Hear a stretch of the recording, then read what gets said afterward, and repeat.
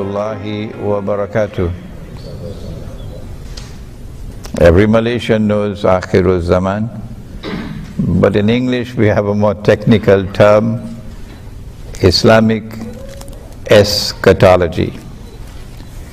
This branch of knowledge called Islamic Eschatology holds the key for explaining today's political, economic and monetary reality. More than that, of course, but these three. To introduce Ilmu Akhir Zaman, the best place to start is with the concept of a holy land. Which is that holy land? Is it Mecca and Medina?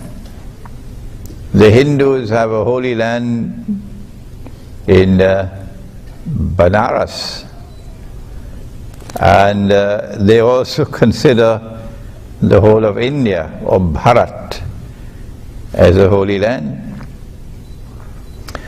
Do we have a concept of a holy land?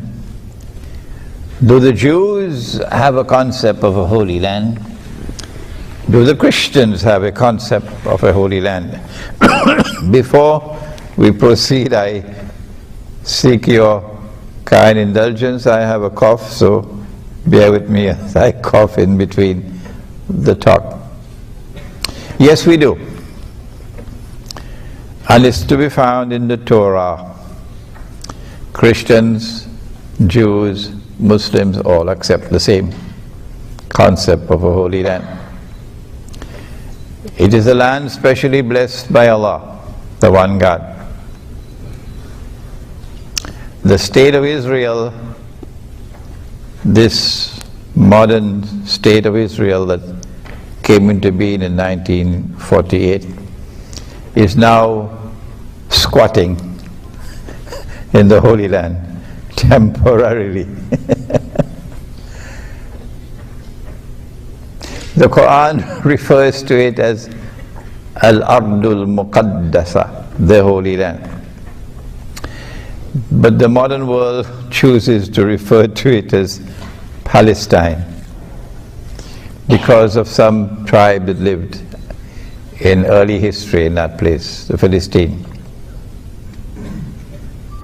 It is a land in which Allah has ordained the truth must eventually prevail, that the true religion must eventually prevail, that no rival to truth can ever take control of the Holy Land indefinitely. And it is a land in which righteousness must prevail. The Torah tells us that Allah gave the land to the Jews. What does the Quran say? In Surah Al-Ma'idah, the 5th surah of the Quran confirms that the land was given to the Israelite people. But it was given conditionally. What are the conditions? Number one, you must uphold the truth, the true religion. And number two, you must be righteous in conduct.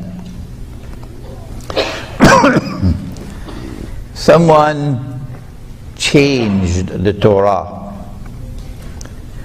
to remove this condition.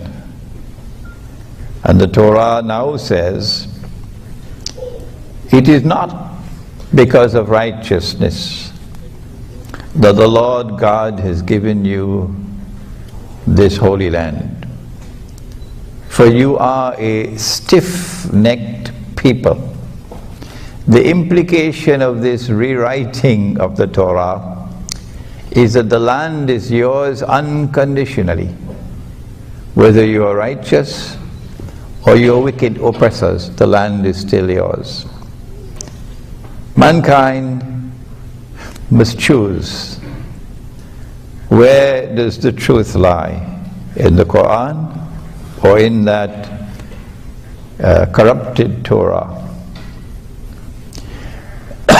It's not difficult to choose, because every time the Israelites violated the condition of righteousness, Allah threw them out of the land. And they confirm that this is what happened. My book, Jerusalem in the Quran, has explained the subject. So I can move on. I don't need to explain to you how many times they violated the condition, what did they do to violate the condition. That's your homework.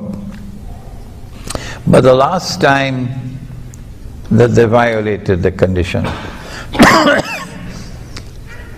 it was when Allah had already expelled them from the Holy Land. And they had been sent to Babylon, modern-day Iraq, as slaves, as punishment. And while they were in Iraq, in Babylon, Allah sent prophets to them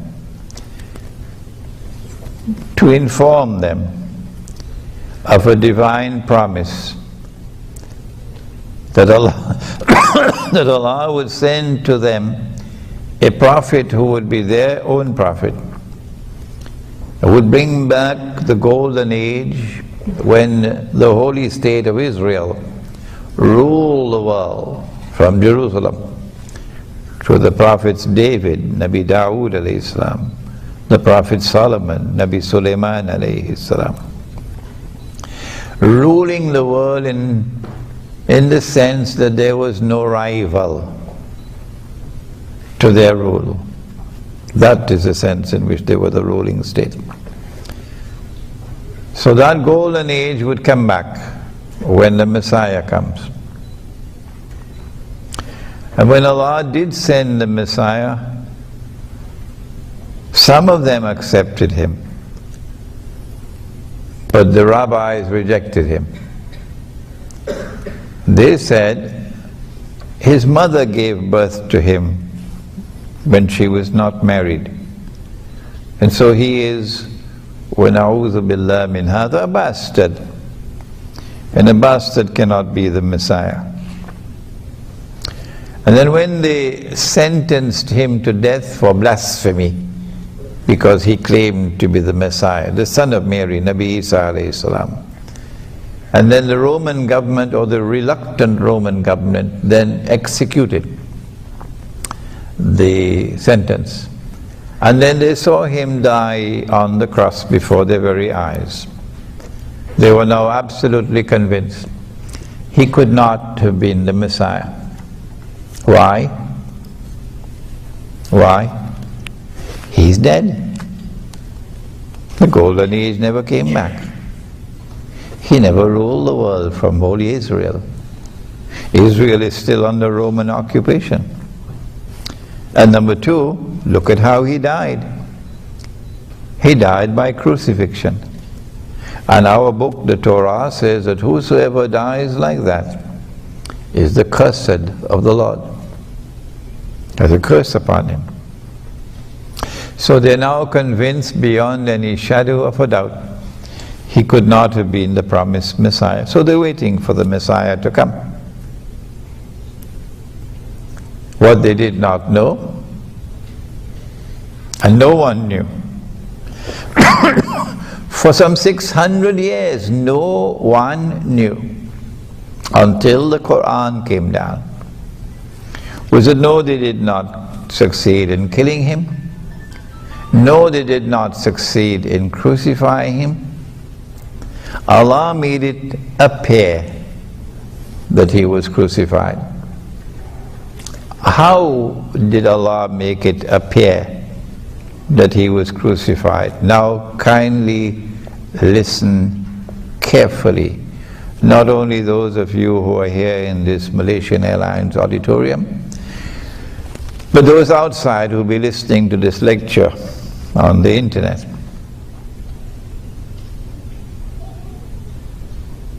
Allah says, وَلَكِنْ شُبِّهَ لَهُمْ.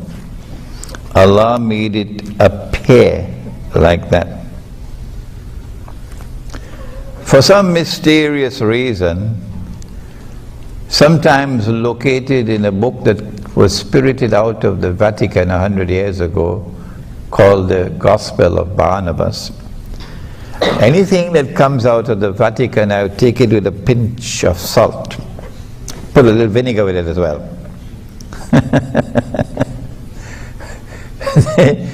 They hold this mysterious view that Allah, wa na'udhu billah min hadha, caused someone else to assume the appearance of Jesus, Nabi Isa alayhi salam.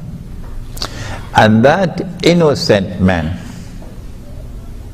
who never claimed to be the Messiah, and it is irrelevant for you to come with some red herring or some cock and bull story that he did something else for which the punishment was death. That's rubbish. Take it and put it in the garbage bin.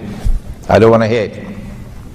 That innocent man who never claimed to be the Messiah was crucified for claiming to be the Messiah. That's an act of injustice. And Allah is not an unjust God. And so this theory of substitution must be rejected by all right thinking and clear thinking people. And we want to reject it one more time, unqualified rejection of this nonsense, this act of injustice on the part of Allah subhanahu wa ta'ala, to cause an innocent man, innocent of ever having claimed to be the Messiah, to assume the appearance of the Messiah and then to be crucified. That is nonsense, it is rubbish, and it is an act of injustice, and those who hold this view will have to answer to Allah for it one day. I have to use this very strong language because there are those who have eyes and yet do not see, and they're heading straight into the fire with this, and they will not listen. Having disposed of this nonsense, the theory of substitution, well then, what happened? What happened? Does the Quran not say that it was sent to explain all things? That it is tibyanan likulli shay in Surah An-Nahl. It explains all things, so it must explain what happened. How did Allah make it appear that Nabi Isa alayhi salam was crucified when he was not? The answer is there in the Quran. In Surah Ali Imran, the 3rd surah of the Quran, and again in Surah Al-Ma'idah, the 5th surah of the Quran, Allah uses the word wafat. Wafat in this context, means taking the soul. Governments don't take your soul. The World Bank can't take your soul. Only an angel can take your soul. Won't you agree with me? Only an angel. And Allah instructs the angel to take your soul.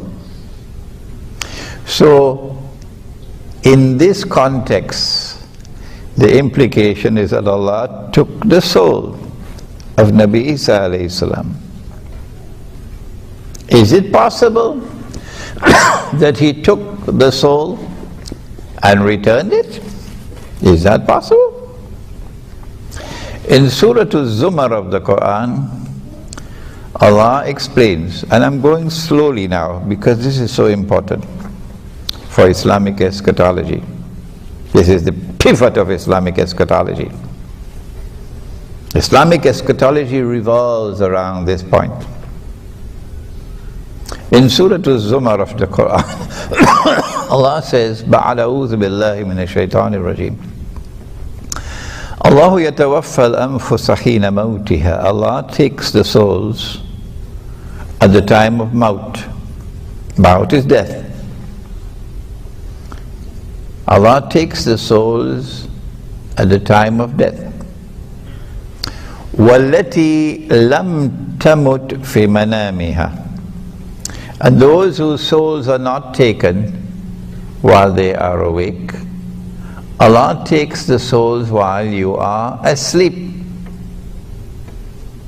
فَيُمْسِكُ الَّتِي قَضَى عَلَيْهَا الْمَوْتِ. He then keeps those souls for whom maut is written. Death is ordained. وَيُرْسِلُ الْأُخْرَى إِلَى أَجَلٍ مُسَمَّى. And for those for whom maut is not yet written, Allah returns the souls. We know from this verse one form, namely sleep, in which Allah does this. He takes your soul and He returns it. This may not be the only one, but this is one. That while you're asleep, He takes your souls. You have to forgive me for repeating and repeating and repeating, because there are some people who simply cannot listen, cannot hear. So kindly forgive me. So while you're sleeping, Allah takes the soul, and if maut is not written for you, if death is not yet ordained for you, He then returns the soul for a specific period of time. In which case, you did not die. No. That's why you're here sitting in this auditorium today.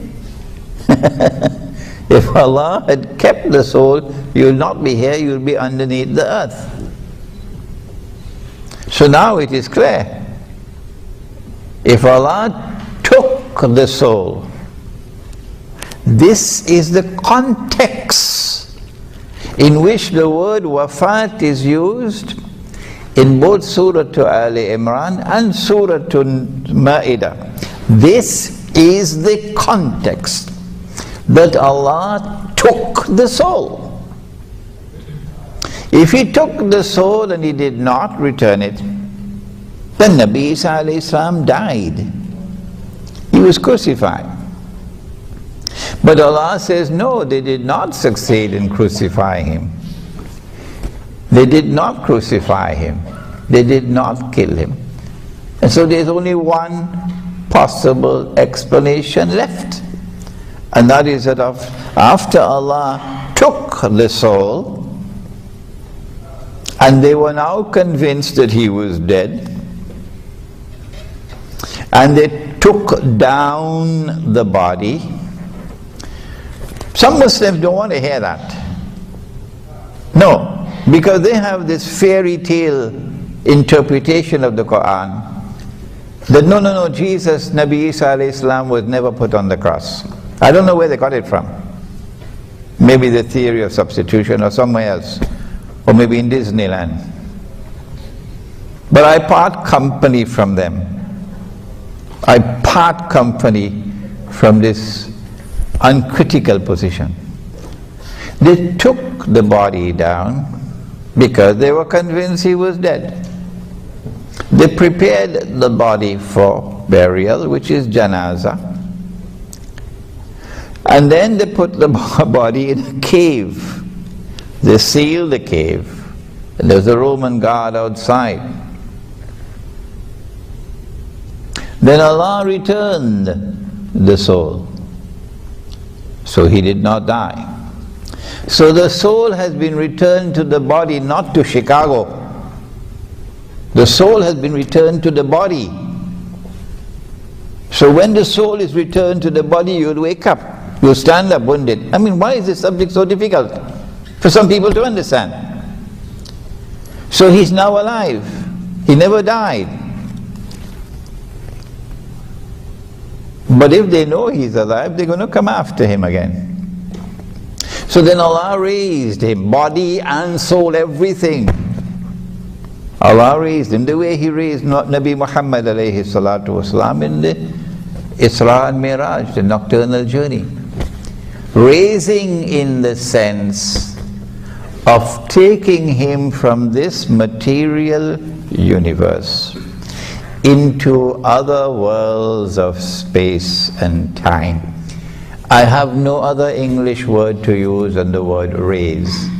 And I'm allowed to use the word raise because in the Quran Allah uses the same word, بَلْ رَفَعَهُ اللَّهُ إِلَيْهِ. Allah raised him unto himself.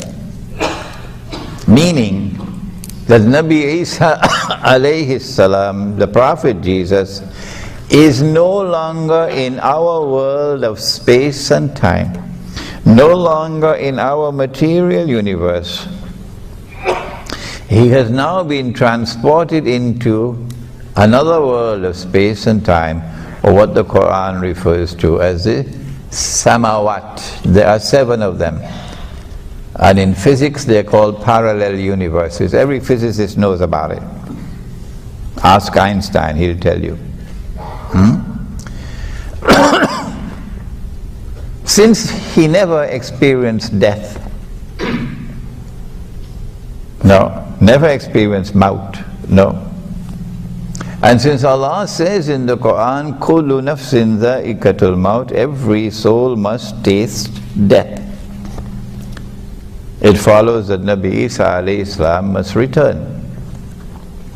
Secular scholarship may look upon us with scorn and with disdain and laugh at us for believing what the Prophet said alayhi salatu wasalam, that one day he will return with his hands resting on the wings of 2 angels.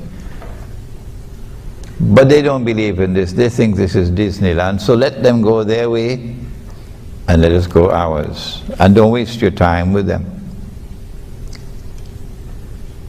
But they did not know that. They thought he was dead. And they know that when Allah gives His word, He keeps His word. So they're still waiting for the Messiah, who when He comes will rule the world from the Holy Land, from Jerusalem, with a rule which will be eternal, meaning the end of history. I lived in New York for 10 years. And during that time I interacted with the rabbis and with the Jews. And I can confirm to you, oh yes, they are waiting on the Messiah. And they believe the Messiah is around the corner. We also believe that the Messiah is going to return. The voice of Nabi Muhammad alayhi salatu wasalam is the most powerful voice in history to have prophesied the return of Jesus alayhi salam. And this is the cornerstone of Islamic eschatology.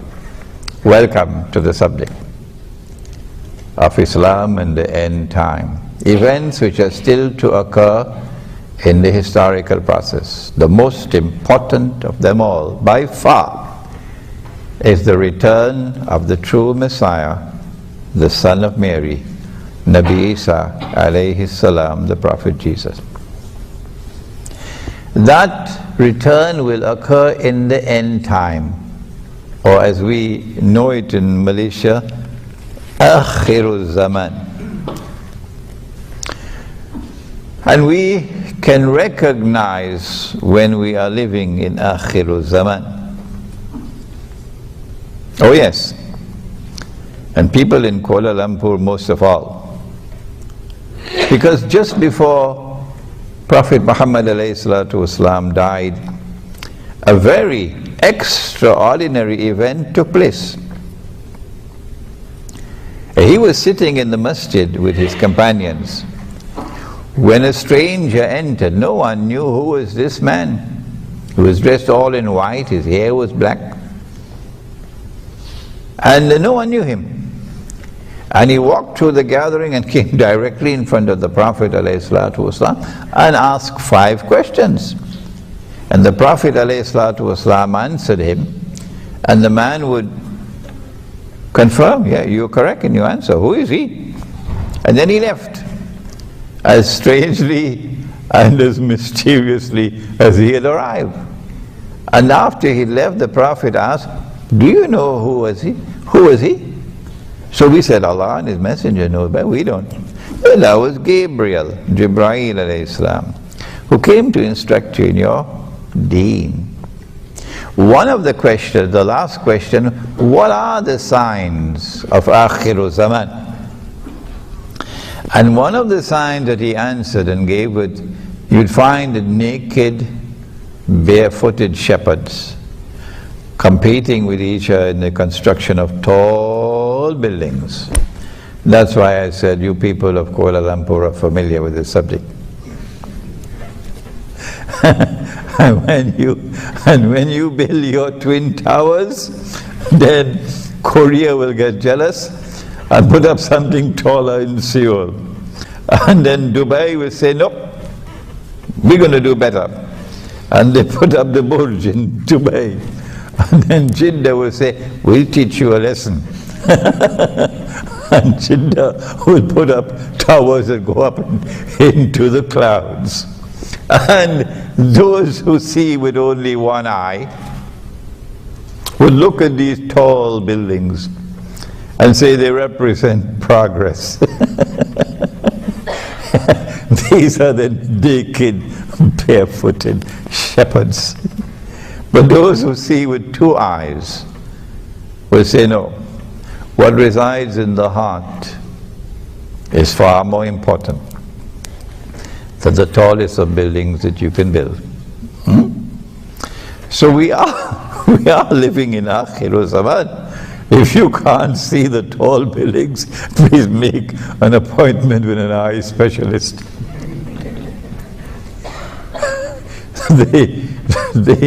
The Akhir Zaman, or the last age, is going to culminate with the return of the true Messiah, Nabi Isa alayhi salam.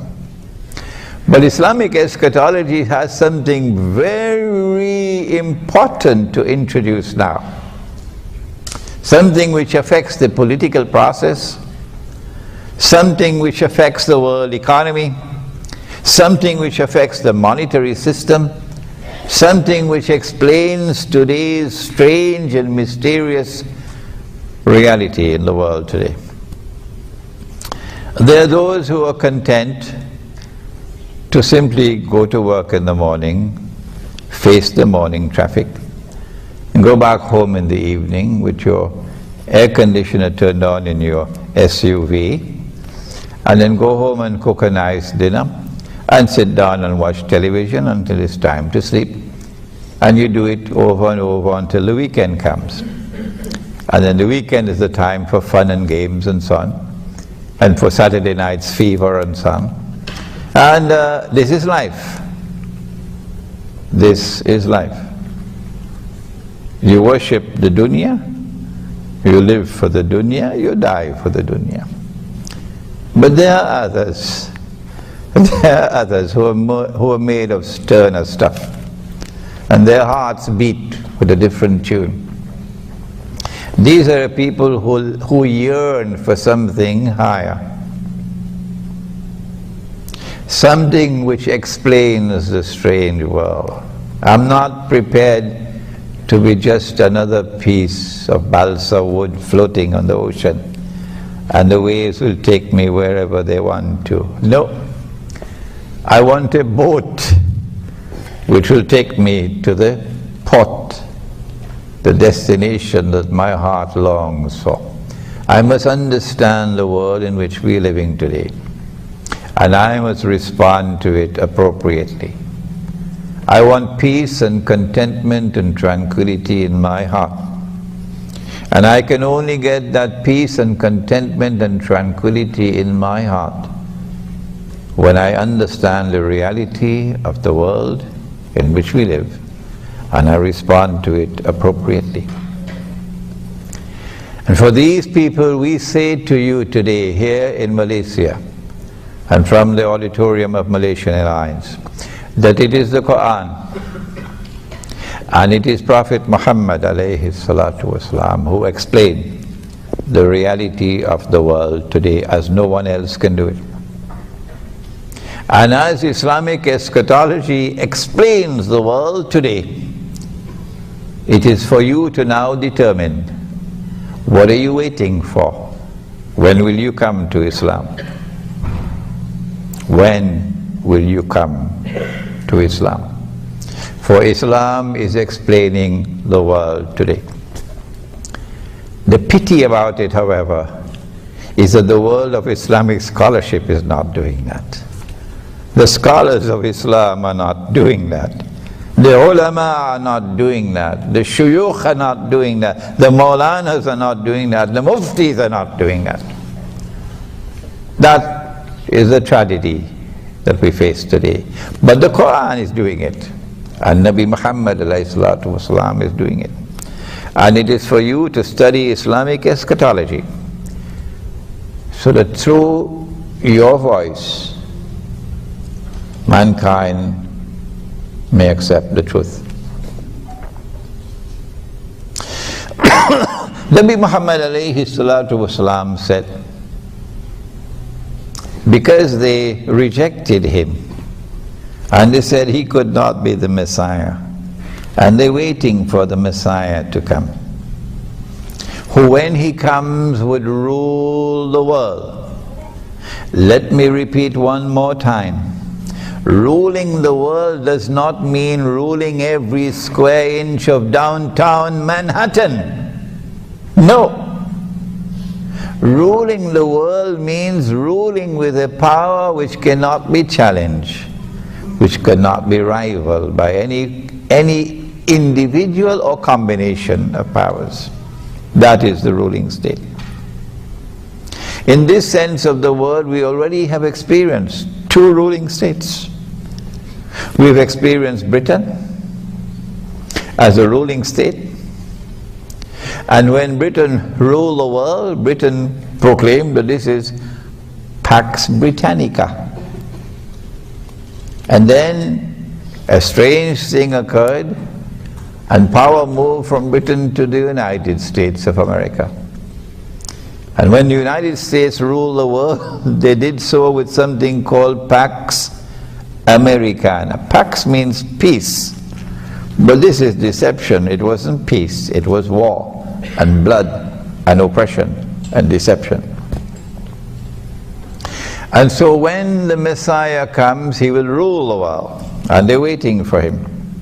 In order for him to rule the world, he has to do it from the Holy Land. He has to do it from a state of Israel.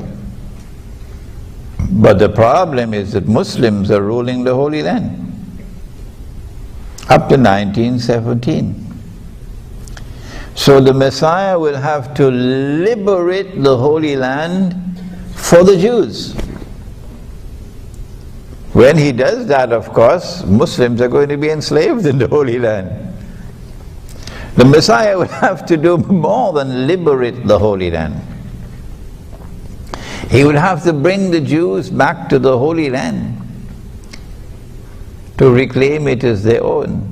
Because after they boasted of what they did to Nabi Isa alayhi salam, we've killed him. Allah then expelled them from the Holy Land one more time. But this time He didn't send them to Babylon. This time He says, وَقَطَعْنَاهُمْ فِي الْأَرْضِ أُمَمٍ. And we have broken them up into bits and pieces and scattered them all over the world. And so Jews in Argentina, and Jews in Russia, and Jews in Yemen, and Jews in Morocco, and Jews in Egypt, and Jews in Iraq and Iran, and Jews in China as well. And we have broken them up into bits and pieces and scattered them all over the world. This is divine punishment. But with a diabolical cunning, they describe it differently. They say this was Allah's way of getting the truth to reach four corners of the world, not accepting that this was punishment. And when excuse me, and when Allah expelled them for the last time, after the alleged crucifixion of Nabi Isa alayhi salam, Allah then said in Surah Al-Isra, وَإِنْ عُدْتُمْ Hudna. If you return to this holy land with your wickedness and oppression, your violation of the condition of righteousness, we will return with our punishment. Every time you violated the condition of righteousness, we threw you out of the Holy Land. If you come back one more time, we'll throw you out again. But the Messiah, if he is to fulfill the prophecy of ruling the world, number one, would have to liberate the Holy Land for the Jews. Number two, he'd have to bring them back to the Holy Land to reclaim it as their own. Number three, he'll have to restore the state of Israel. And number four, he'll have to cause that Israel to become once again the ruling state in the world. Only then can the Messiah stand up in Jerusalem and declare, I am the Messiah. So they're waiting for that Messiah to come. Nabi Muhammad alayhi salatu wasalam is the most powerful voice in the world to have explained that Allah created a being, a wujud, and programmed that being to impersonate the Messiah. He is known as Al-Masih al-Dajjal, Dajjal, the false Messiah.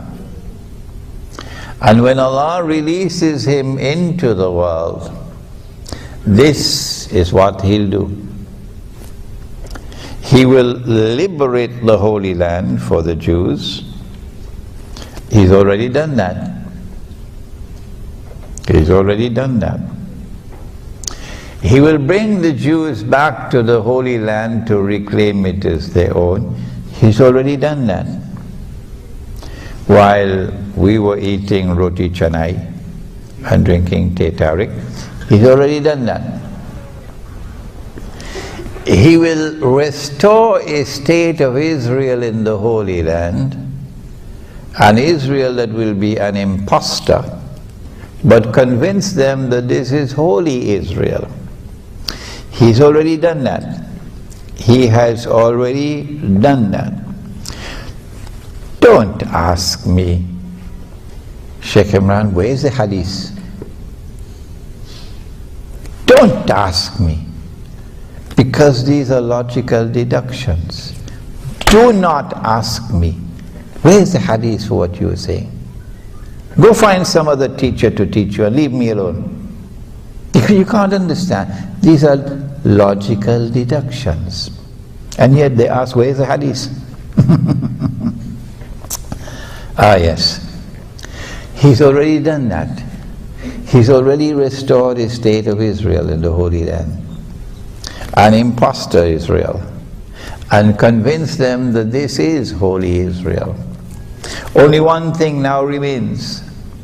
Only one. He has to cause that Israel to rule the world. And it is in the process of bringing that Israel to the position of ruling the world and analyzing how he has done it, because we are just around the corner now. We will understand today's political reality. We'll understand political history. We'll understand today's world economy. We'll understand economic history. We'll understand Bretton Woods and the monetary system which came out of Bretton Woods. We'll understand the International Monetary Fund and the World Bank.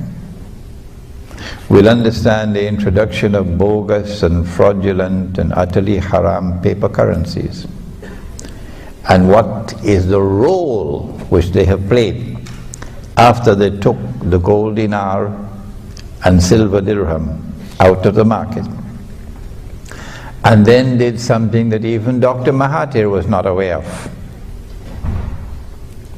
The Articles of Agreement of the International Monetary Fund prohibit the use of gold as money. Dr. Mahathir did not know that. Our scholars of Islam don't appear to be even interested in the subject, much less to study it. So when we study what is the strategy being used to bring Israel to that position where it can rule the world, we will understand the reality of today's politics and economics and monetary economics and other things beside, the feminist revolution as well. Before we proceed to that political history and economic history, let me step back for a moment.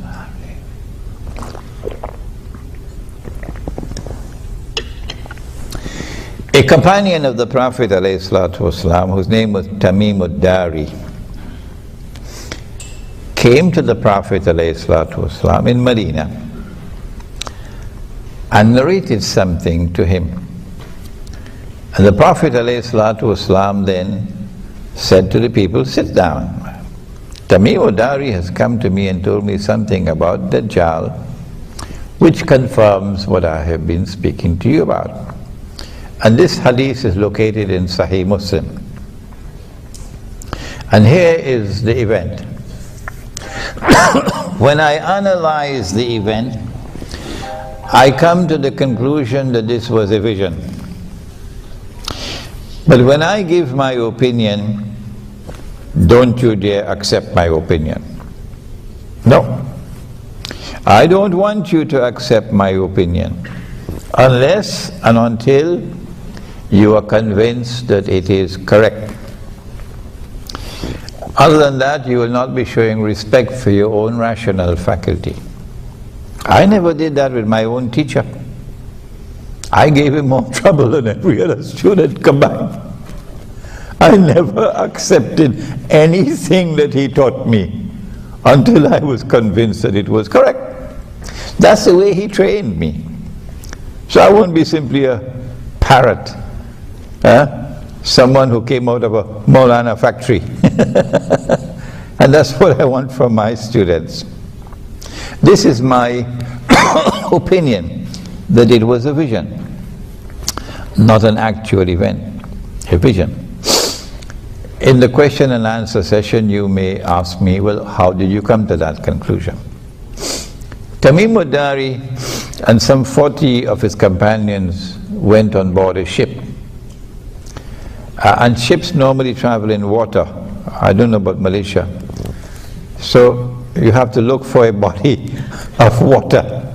It's logical deduction. And you're leaving from the Arab world. The Arab world. And that part of the Arab world where Medina is located, to the north is Jerusalem. So you have the Mediterranean Sea. And then on this side you have the Red Sea.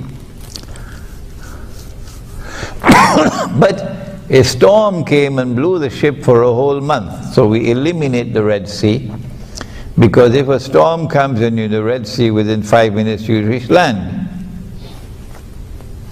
But this one took a whole month before it reached land. So we eliminate the Red Sea. And then they came to an island. They came to an island. And I recognize that island to be the island of Britain. But some people, they can't understand how can a ship travel through the Mediterranean Sea and reach Britain. Or, well, how come the US Navy and US merchant ships, since the United States was born 200 something years ago, were trading with North Africa? Lots of American ships used to be trading with North Africa. How did they get into the Mediterranean? So it is possible to get out of the Mediterranean with a ship. Elementary geography. I recognize the island to be Britain, but don't accept my opinion until you're convinced that it is correct. There are some who are convinced otherwise. They think the island is Singapore. When they landed at this island, they got on shore and they were confronted by a very hairy creature. So much hair that you could not tell which side was head and which side was tail. Much like in Lower Manhattan, you can't tell who is a man and who is a woman. So you couldn't tell which side was head and which side was tail. And then this creature is called Jassasa, meaning a spy. So this is an island located about 1 month's journey by sea using wind from the Arab world, the Mediterranean coast there by Syria. And it is an island with expertise in spying and espionage, you know. A hint for you, James Bond kind of stuff. And Jassasa pointed to the ruins of a monastery and said, there's someone waiting for you there. So this is an island in which religion will eventually crumble, and churches are going to be sold, restaurants and discotheques and bingo halls. Church is on sale, because nobody go into church.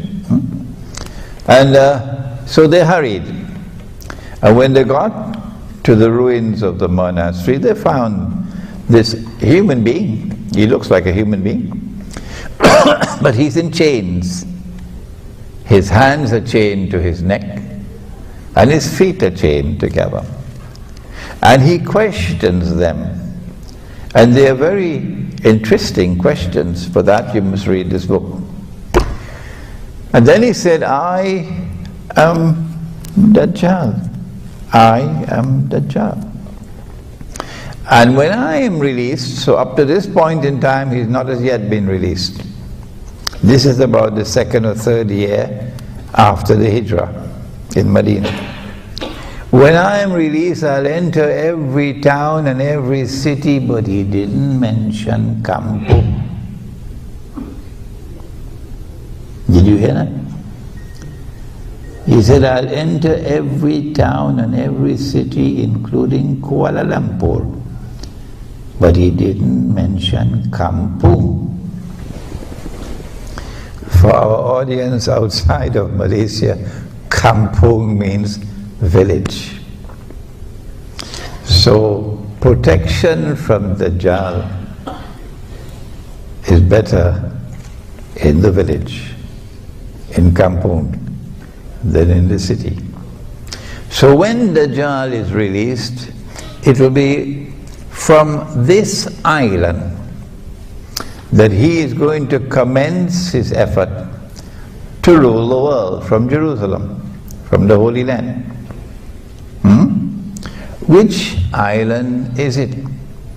I came to the conclusion that it was Britain. The Prophet said, alayhi salatu wasalam, that when Dajjal is released, he will live on earth for 40 days. Don't make the mistake of counting 40 days as 1 month and 10 days or 1 month and 11 days. No. Don't do that. Someone asked the Prophet ﷺ, which was the first masjid which was built? He said the one in Arabia, the Kaaba, by Ibrahim ﷺ. And then someone asked him, which was the second masjid which was built by a prophet? He said the one in Jerusalem, Masjid al-Aqsa, by Sulaiman ﷺ. And then he was asked, how much time elapsed between the construction of the two? He said 40 years. He said 40 years. When every single Arab Every single Arab in Arabia would know that it is far, far, far more than 40 years. But thousands of years in between. Obviously, when he said 40 years, he is speaking symbolically. Symbolically. So when he says that Dajjal will live on earth for 40 days, do not take it literally, please. The 40 days, he says, one day would be like a year. He didn't say one day would be a year, did he? He said one day would be like a year. One day would be like a month. And one day would be like a week. And all the rest of his days would be like your days. So they subtract 3 from 40. Strange mathematics. And they get 37. So they said, when he is in our day like a year, our day like his day, he's going to live for 37 days. How can you be born and you're still in your diaper after 37 days, still drinking your mother's milk, and yet become a young man, powerfully built, curly hair? Huh? Because your mathematics is wrong. No, it's not to be counted as 40. It is symbolic language. One day like a year would be stage 1 of his mission, which lasts for a long time. One day like a week, like a month would be stage 2, which would be a shorter period of time. And one day like a week would be the shortest period. And it is only after these 3 stages have been completed, only then would Dajjal appear in our material universe, in our world of space and time. Only then would we be able to see him. Prior to that, you can't see him. He's released, he's here, but you can't see him. Are there angels in this auditorium? Apart from your wife, of course. Yes, we have angels on our shoulders. Can you see the angels? No, but they are here. They are here, but you can't see them. Are there jinn in this auditorium? I know there are lots of them in Washington, but are there jinn in this auditorium? Yes, there are. Can you see them? No, you can't. Similarly, Dajjal is released. He is here, but you can't see him until stage 1, stage 2, and stage 3 have been completed. And he enters into our world of space and time. A Malay artist did the cover design of this book. And you see 3 circles. And the 3 circles represent the 3 stages of Dajjal. And we recognize that in stage 1, a day like a year, Britain became the ruling state of the world. We did not say that Britain was the ruling state for the whole of stage 1. We never said that. So don't come with the nonsense of saying what year did Britain become a ruling state and what year was power transferred to the United States, so we can calculate when Israel will become the ruling state. I am not a part of that. You do your mathematical conclusions, and when you finish, take it somewhere else, don't bring it to me. No. In stage 1, which lasted for a long time, stage 1 witnessed the emergence of Britain as a ruling state. Britain becomes a ruling state with a mysterious relationship with the Holy Land. It is the British Army which defeats the Ottoman Islamic Army and takes control of Jerusalem. It is Britain which issues the Balfour Declaration And if you don't know what's the Balfour Declaration, do your homework. It is Britain which ruled over the Holy Land with a mandate conferred by the League of Nations from 1918 to 1948.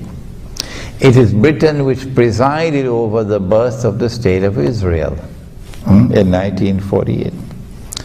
And so we are convinced that the island is Britain. But if you choose to believe it's Singapore, that's your choice. And then came stage 2, which is a day like a month. And we recognize that Dajjal has now created a second ruling state. And that second ruling state is the United States of America, with a mysterious relationship with Israel, which cannot be explained by normal tools of political analysis. No. And then comes stage 3, when power will be transferred from the United States of America to a third ruling state. And we say that that third ruling state would be Israel. And that is where we are located now in the historical process. Only Islamic eschatology can deliver that statement. Only the Quran and Nabi Muhammad ﷺ could explain this political process. We are now located at that moment. When was Dajjal released then? Let's step back again. Nabi Muhammad ﷺ suspects a Jewish boy in Medina to be Dajjal. And he takes Umar radiallahu ta'ala anhu with him to question the boy. But the boy is rather impertinent and rude in his answers, and Umar gets angry. "O Messenger of Allah, give me permission, I'll cut off his head." The Prophet ﷺ replies and he says, "No, Umar, don't do that. If he is Dajjal,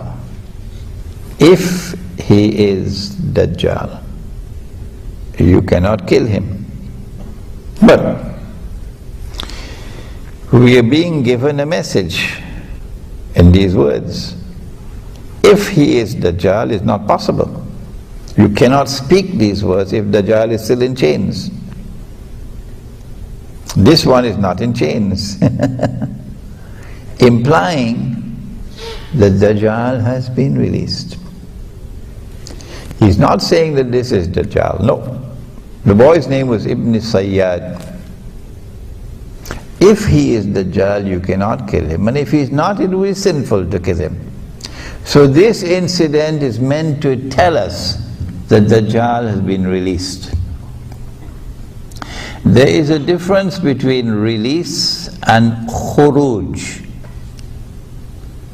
The hadith uses the word khuruj for another event. Listen to this hadith, which is in the Sunan of Abu Dawood.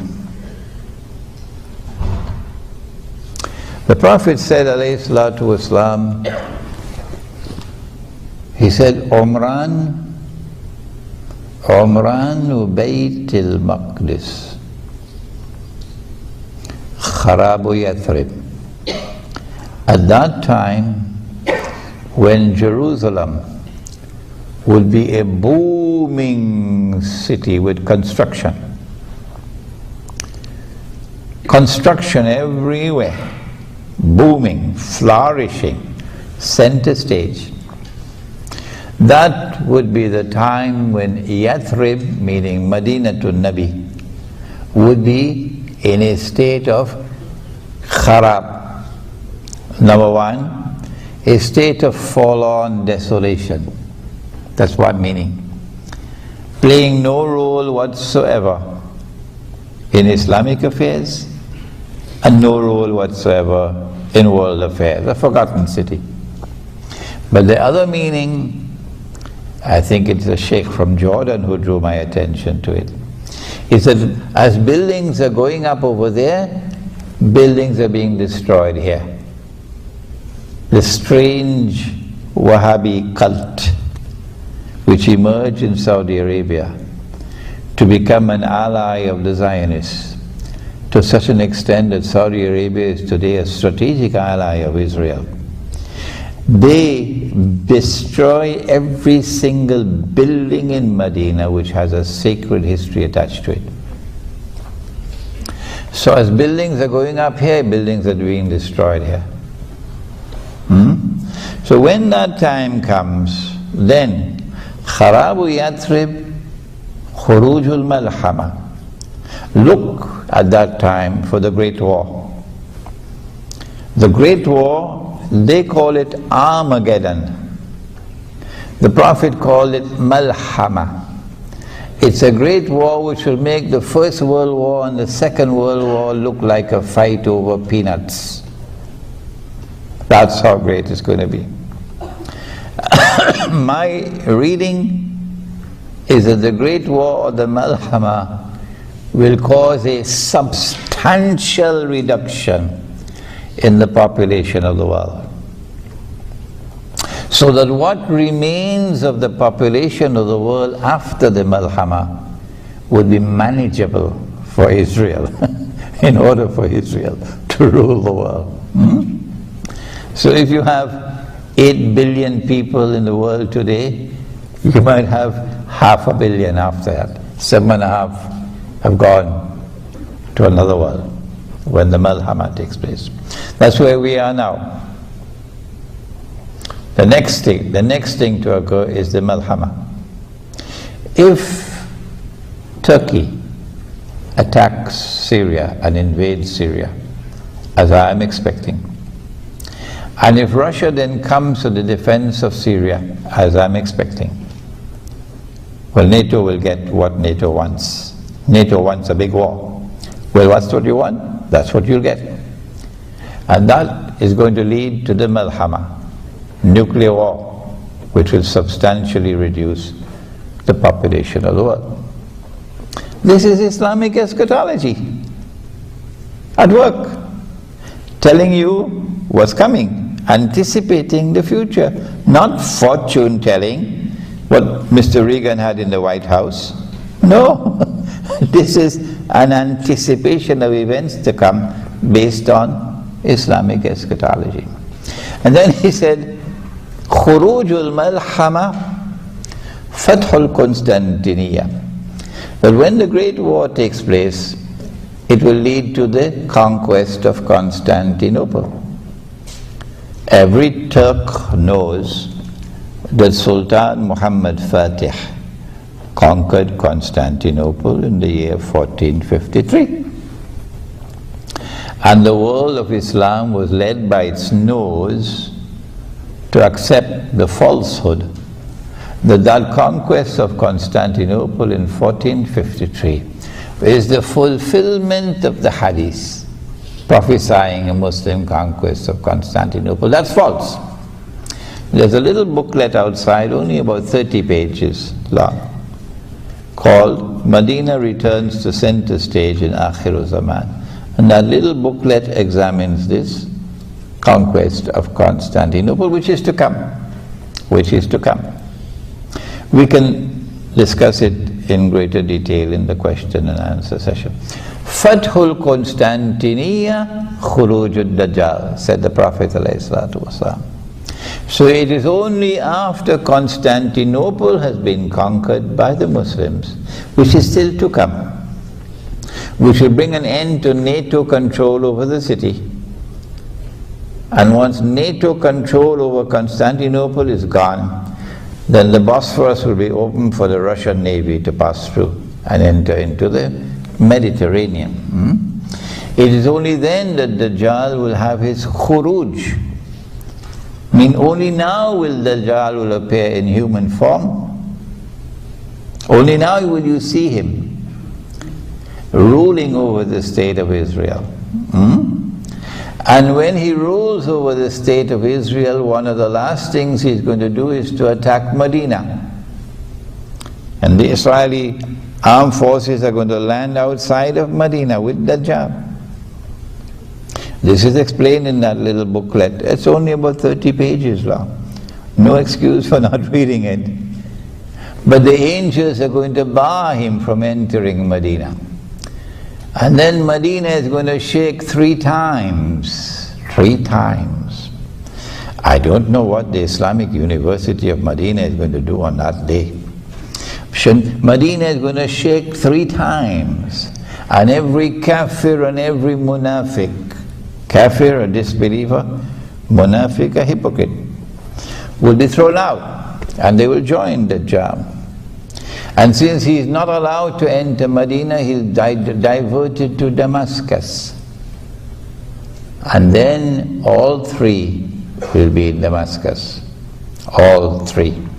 The 3 most important actors in Akhir Zaman, all 3 will be in Damascus at the same time. Imam al-Mahdi will be there. Dajjal will be there. And Dajjal is outside the masjid and the Imam is inside the masjid. And the confrontation is about to take place. And history repeats itself. In the same way that we were approaching the water, fleeing with Moses alayhi salam. And the army of Fir'aun was approaching behind. And the confrontation is about to take place. And some of us are in a state of despair. At that last moment, Allah says to Musa alayhi salam, strike the water with your rod. And the water parted. وَإِذْ فَرَقْنَا بِكُمُ الْبَحْرِ. And we parted the water for you. فَأَنْجَيْنَاكُمْ. And we delivered you to safety. وَأَغْرَقْنَا آلَ فِرْعَوْنَ وَأَنْتُمْ تَنْظُرُونَ. And we destroyed Pharaoh and his army, and it happened before your very eyes. Similarly, history repeats itself. That Imam al-Mahdi is inside the masjid, and Dajjal is outside, waiting for the confrontation. And at that very last moment, Allah sends Nabi Isa alayhi salam back. And he comes down into the masjid. And the Imam sees him and says, this is the son of Mary. The way John the Baptist said, here he is. This is the man you've been waiting for.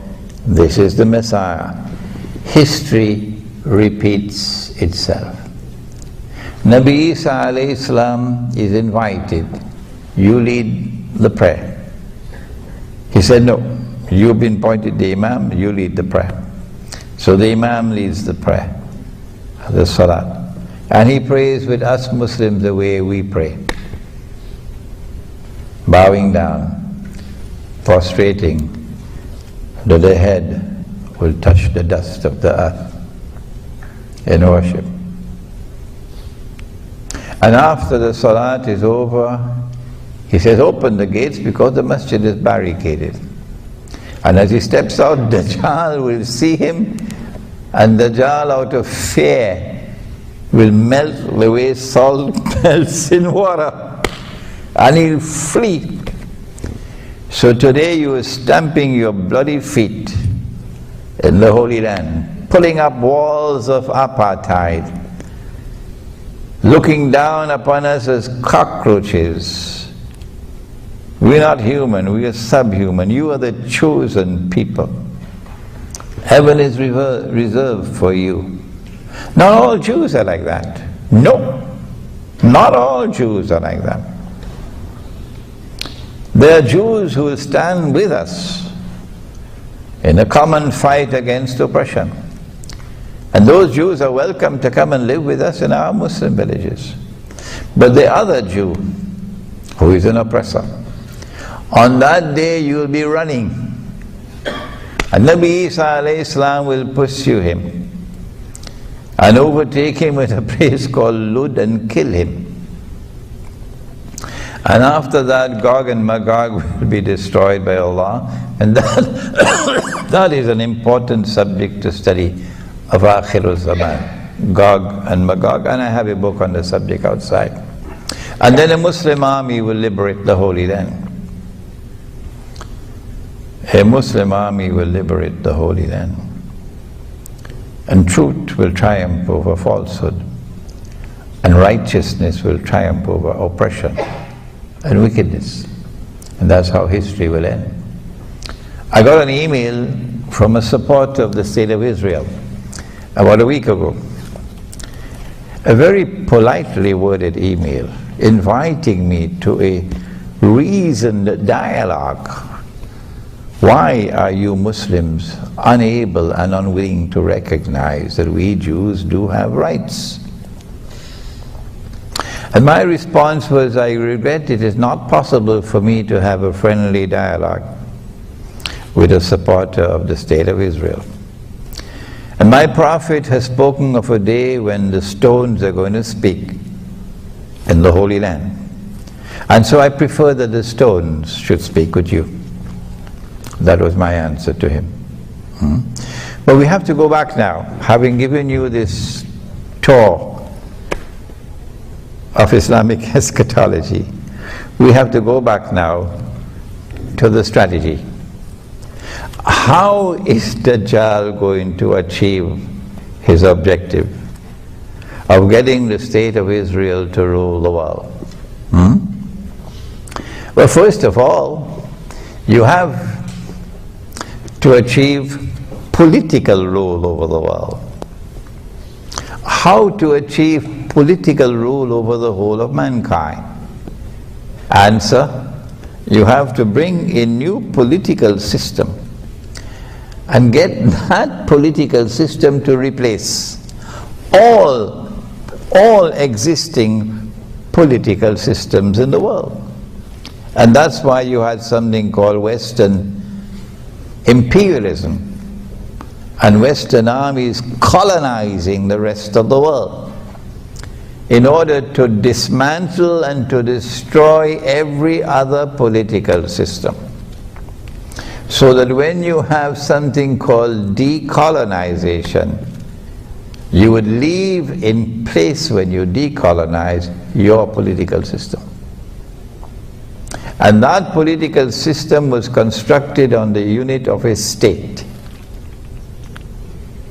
a modern state.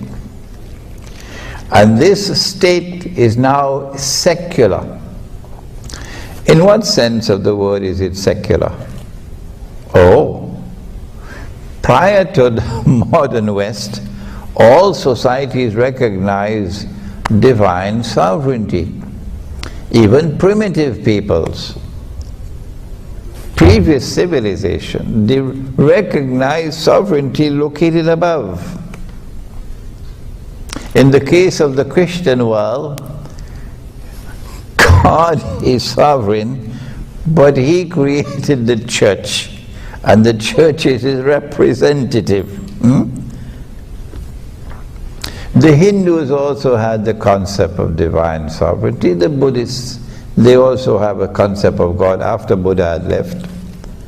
And us Muslims, we had the Khilafah state, which recognized Allah as Al-Malik, the sovereign. If you recognize other than Allah as sovereign, you commit a sin called shirk, but the Malays say shirik. That's laziness, huh? Shirk. It is the one sin that Allah will not forgive. He's prepared to forgive all sins. Inna Allah yaghfiru dhunuba jami'a. Allah forgives all sins. Tell my servants, if you come to me with sins as high as the sky, I will forgive them all. Don't come with shirk. And this is shirk. Not only does this new state refuse to recognize divine sovereignty, it says the state is sovereign. The state is Al-Malik, not Allah. And so too with supreme authority. Allah is no longer Al-Akbar, the state is Al-Akbar. Not only that, Allah is no longer the supreme lawgiver, Al-Hakam. The state is the supreme lawgiver. Allah can make something haram, the state can make it halal. And Allah can make it halal and the state can make it haram. To make halal what Allah made haram is shirk. Surah At-Tawbah. To make haram what Allah made halal is shirk. To make halal what Allah made haram is shirk.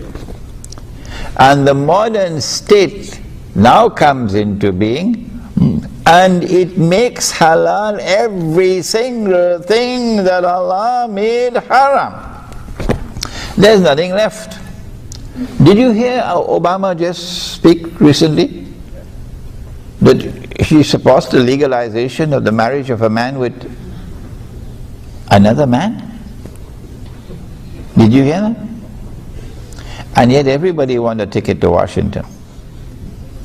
Everybody wants a green card. Do they have the rational faculty of a donkey? Huh?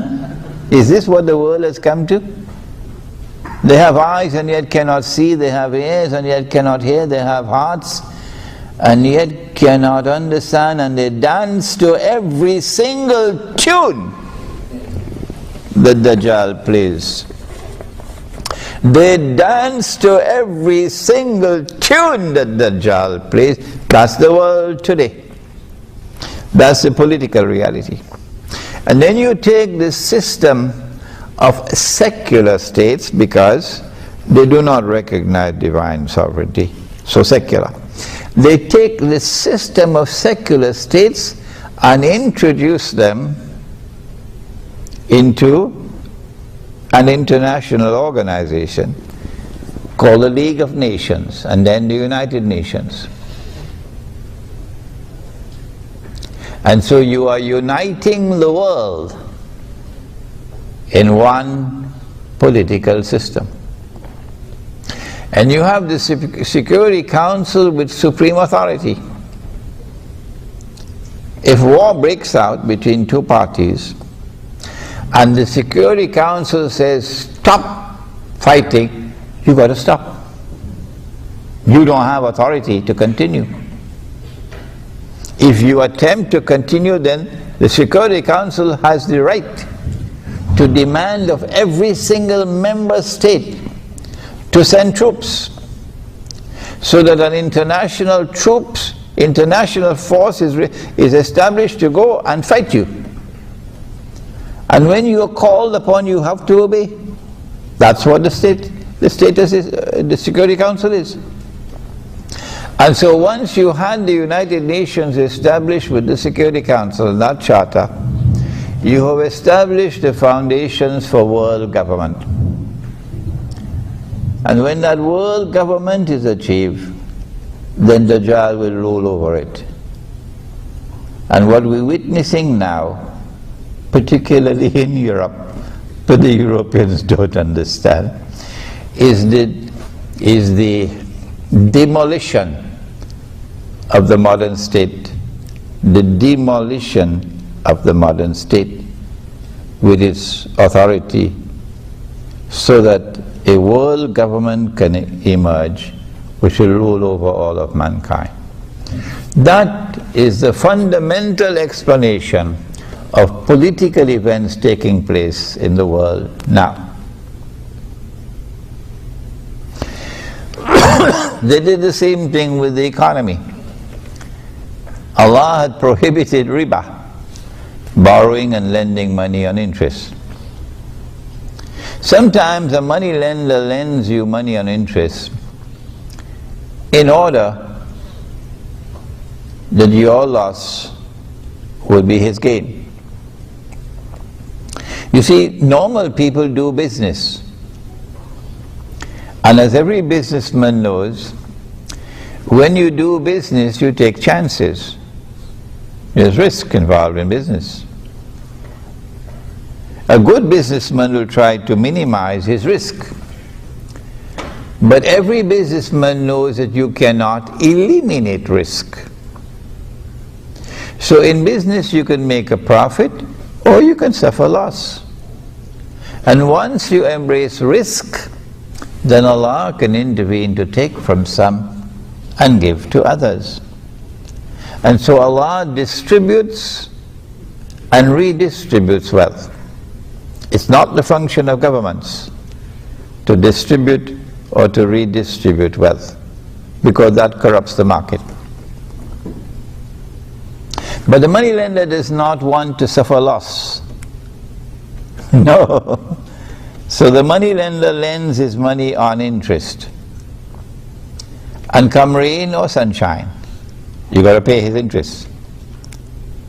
It doesn't matter whether you are suffering loss or not, you got to pay his interest.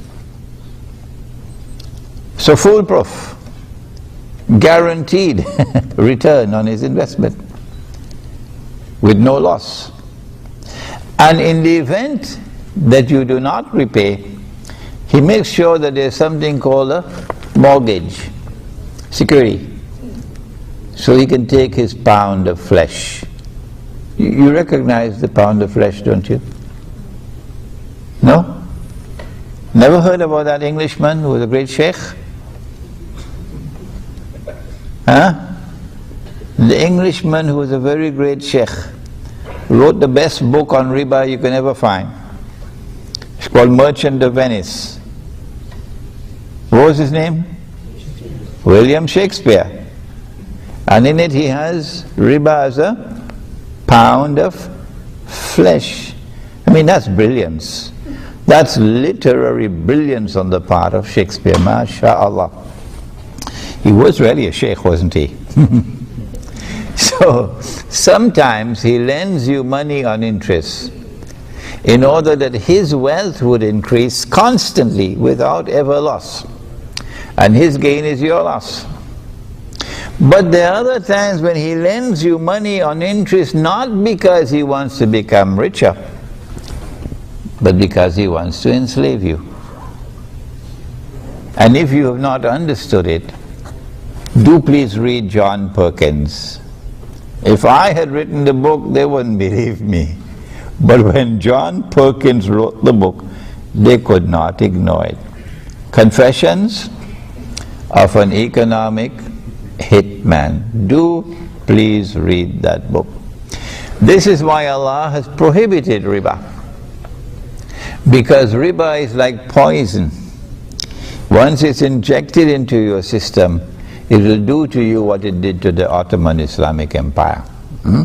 It will enslave you, it will paralyze you until it can destroy you. So they have done that with the banking system around the world. Today's banking system was created by Dajjal. And today's banking system has fulfilled its functions splendidly.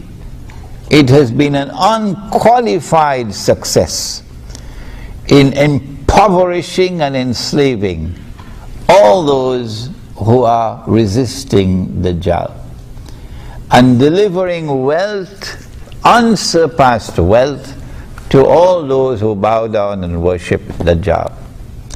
So if you're living on the gravy train, if you're living in an economy that is prospering at this time, you must know you're worshipping Dajjal. And if you're in Indonesia or in Bangladesh or in Egypt or in Pakistan or in most of Africa, you will know you're being punished because you're resisting Dajjal. They don't teach this in the classrooms of economics. But the Prophet said, alayhi salatu wasalam, that Dajjal will come to a people, and if they accept him and follow him, he'll cause the rain to fall. And the animals will come back home in the evening with their humps high and giving so much milk, and the people will prosper. And Dajjal will go to another people and they would resist him. And he will stop the rain from falling. And they will suffer drought and hardship. And the animals will come back home in the evening lean, with no milk. And they would starve. This is the language with which the Prophet ﷺ explains today's economic reality, through riba. But that was not all. I told you earlier, you cannot explain without Dajjal today's monetary reality. You cannot explain without Dajjal today's monetary reality. Allah speaks of money in the Quran. Oh yes. In the Quran you'll find dinar. In the Quran you'll find dirham. A dinar in the Quran is a gold coin. A dirham in the Quran is a silver coin. This is money in the Quran. And in the Hadith you have not only dinar and dirham, but excuse me, when there is a shortage of gold and silver coins in the market, then in Medina they would use dates as money. You call it korma. They would use dates as money, or wheat, or barley, or salt. But they will use, in a substitute for gold and silver, they'll use an article of food consumption. So you can't ban it, can you? An article of food consumption, which is in abundant supply in the market, no shortage, which has a shelf life, not like mangoes. This can last for some time, and which has its value inside of it, not outside, so George Soros can play games with it. It has intrinsic value. This is money in Islam. This is money in the Sunnah. This is halal money. And when we build our Muslim villages, this is what we want to do, to bring back that Sunnah money, so that our transactions may be halal. But what they did after they colonized us was to bring in their bogus and fraudulent money. Paper money. What's the value of a paper currency, paper note? The value of one piece of paper is equivalent to another piece of paper. Full stop. You don't need a PhD in mathematics for that. Then how can you tell me that this piece of paper has the value of roti canai? I can't understand that.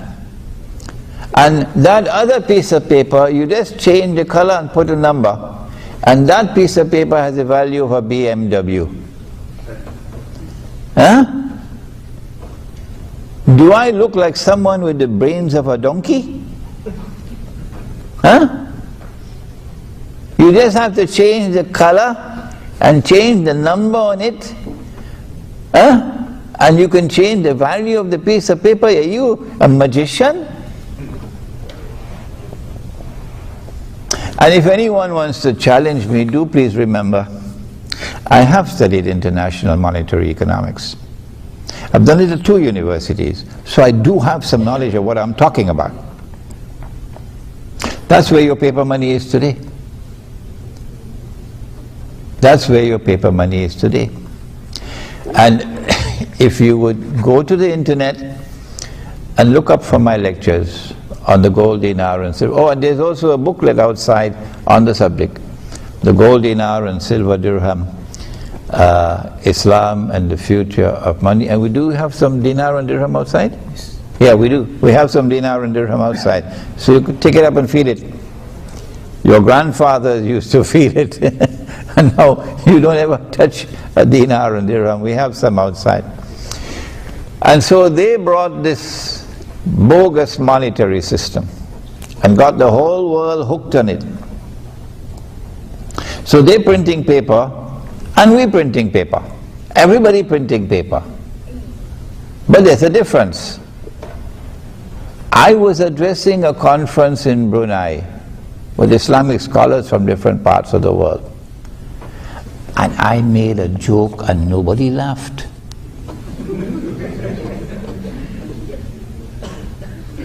So I found it strange. How come nobody laughed? And these are scholars of Islam. And I realized they didn't have any knowledge of the subject. I said, when the Europeans and the Americans and the Australians and so on, when they print their paper, they have a secret chemical. And they dip the paper in the chemical and it comes out as hard currency. And we don't have this secret chemical. So ours is not hard currency. Nobody laughed. Perhaps they actually believed that there was this secret chemical. And these are scholars of Islam. You make a joke and nobody laughs. Yes, this is the bitter reality. That you could print a US dollar and take it anywhere in the world and you can buy whatever you want. Yeah. So long as the donkeys accept the paper, you can buy all the oil of Saudi Arabia free of charge. All that you need is paper and ink and a printing press. This is where the Ummah of Muhammad alayhi salatu wasalam is today. All that you need is paper and ink and a printing press. Because the scholars of Islam do not understand monetary economics. Because the institutions of learning don't teach the subject. And yet they give fatwa. And yet they give fatwa, defending it. When we print our paper and you take a basket full of Bangladeshi taka to Midtown Manhattan, you can't even buy a cup of coffee. Nobody wants it. So you have a system of ripping off the rest of the world. And you becoming richer and richer and richer and richer, while Indonesia becomes poorer and poorer and poorer and poorer. A financial system. There is a den of den of thieves. I've given you the mountaintops, a brief survey, an introduction of Islamic eschatology, the main actors in Islamic eschatology. I didn't have time to deal with Gog and Magog. And then I took you to the main focus of Islamic eschatology, namely the return of Nabi Isa alayhi salam. And then introduced to you Dajjal, the false Messiah. And then showed to you the difference between his release and his khuruj. That he was released in the lifetime of the Prophet ﷺ, but his khuruj will come only after the conquest of Constantinople, which is around the corner, maybe 10 years, 15 years from now. I have explained to you his political strategy, bringing into being the new concept of a state, the republican state, which is secular. What I did not mention to you is that Islamic scholarship failed, and failed miserably, in recognizing the modern state as based on shirk.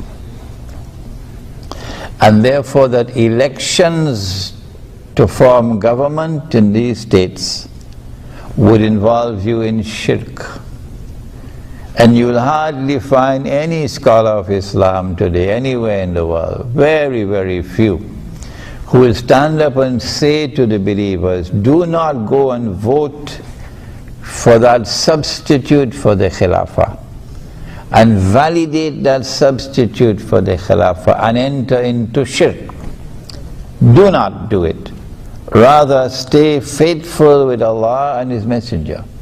Stay faithful with the Khilafah state.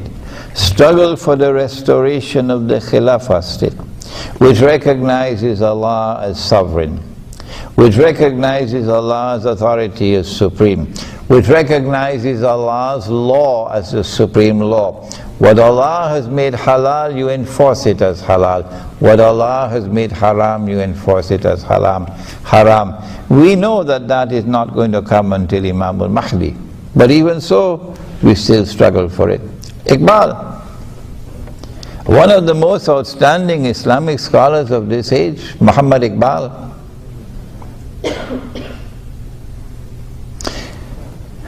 was deceived.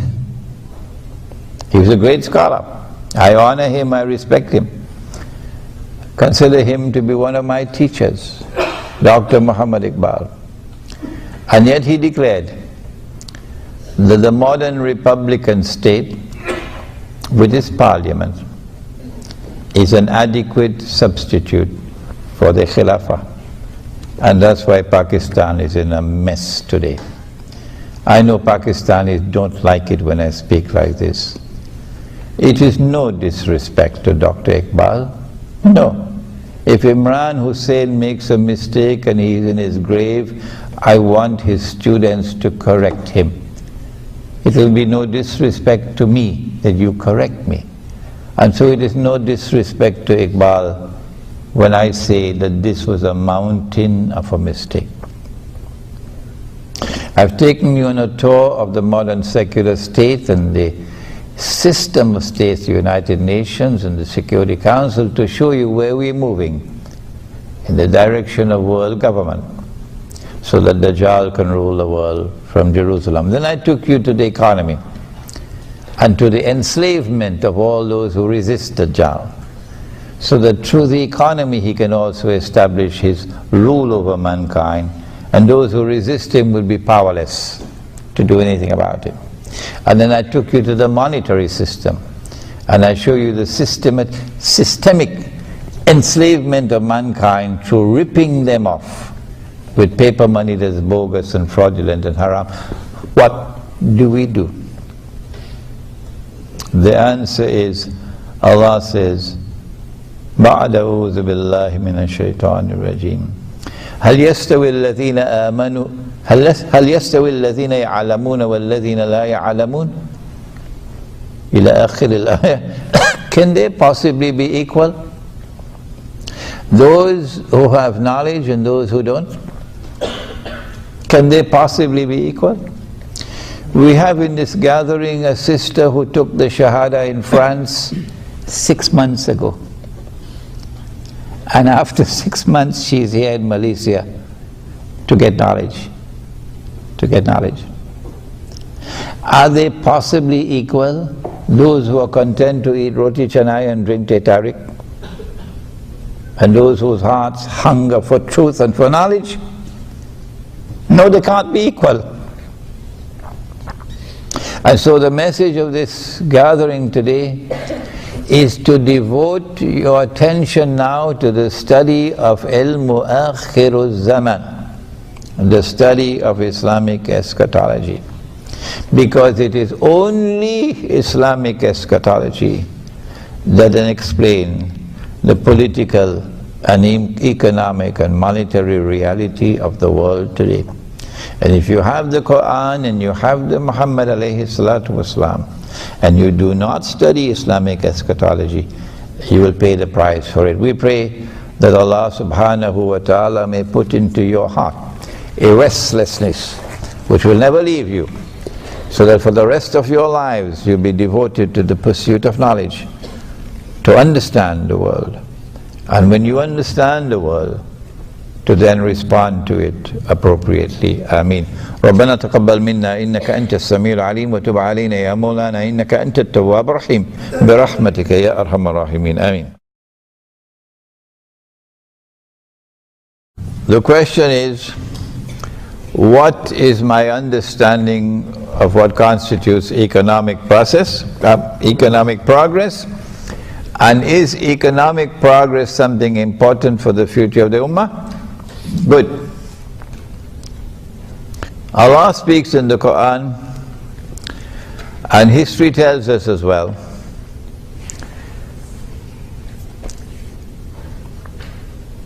that an army constituted of refugees,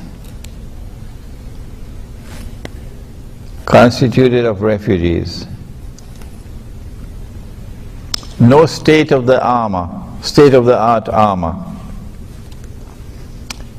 no horses, only 2, hardly any camels, only 315 or so men.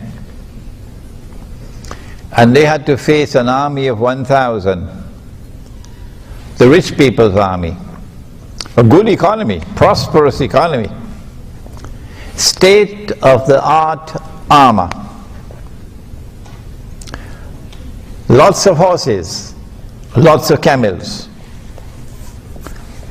كم من فئة قليلة غلبت فئة كثيرة بإذن الله, says Allah in the Quran. How many times has it happened that a small force defeated a big force? Today we are poor, our enemies are wealthy.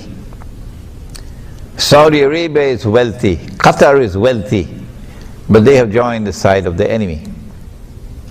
And those who are resisting are poor, but that is no reason for us to lose heart, that the poor can still triumph with Allah's help.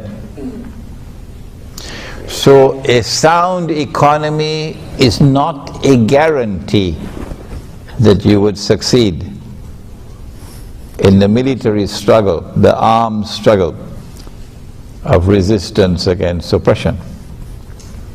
That's the first point we want to make. What constitutes economic progress? For us, economic progress is measured by the level of suffering in the society, not by how many billionaires there are and how many millionaires there are, but what is the level of suffering in a society. We want to see a distribution of wealth in a society that is fair and equitable, and that no one is without basic necessities of life, food and clothing and shelter. A single mother, she's divorced and he's gone, found another girl, a younger one, prettier one, and left her with the children. And she has to walk the street to look for a job, to earn a livelihood, to feed her children. If that's your economy, it's not ours. In our economy, we must have economic provisions. She does not have to look for a job. Her husband is dead. She doesn't have to look for a job. No woman in our economy has to look for a job to feed herself and her children. None. That's the difference between us and you. She has the right to pursue economic activity. She can be a businesswoman, sure. But the society, the economy has a duty to her to ensure that she and the children have basic necessities of life without having to seek employment. For us, that's economic progress. There are others in the society who are disabled, cannot work, who are ill, cannot work. We don't leave them on the streets and dismantle social security. We don't create insurance companies, so you have to buy an insurance policy. Our insurance policy is the jama'ah. Every single member of the Jama'ah has a responsibility to those who are disabled, to those who are ill, to those who are in need. That's a healthy economy. Not an economy in which wealth constantly revolves only amongst the wealthy. And they grow richer and richer. And the rest of the economy is sinking into greater and greater poverty and destitution. That's not a healthy economy. All those who follow Dajjal today are doing that. They boast of a healthy economy. How much do you pay her? Why are you running away now? Come back, come in the hall. Don't run. How much are you paying her? The Indonesian maid. She's the first to wake up in the morning. She's the last to sleep at night. She has to leave her husband and her children in Indonesia and come here and pick up your garbage. She works all day like a donkey, and at the end of the day she's paid the wage of a donkey. Is that a healthy economy? How much do you pay the Bangladeshi worker? How much do you pay the Indonesian worker in a prosperous economy? I'm asking you, Singapore. I'm asking you because you are the model. Don't be annoyed when I call your name Singapore. I have the right to do that because you are presented to the world as a model economy. How many million Indonesian women have worked in Singapore as maids so you can be prosperous? So your wife can go out for dinner every night in some fancy restaurant while the maid is there to take care of the home and the children. And then at the end of the month you pay her the wage of a slave. Shame on you, shame on you, shame. Is that economic progress? So this is a different way of looking at the subject than is taught at the Harvard School of Business. How should we respond appropriately in order to be successful in our response to the political and economic and monetary challenges? Is that the question? Yes. It is. When you've abandoned the Quran and someone comes to you and points out to you, you have abandoned the Quran.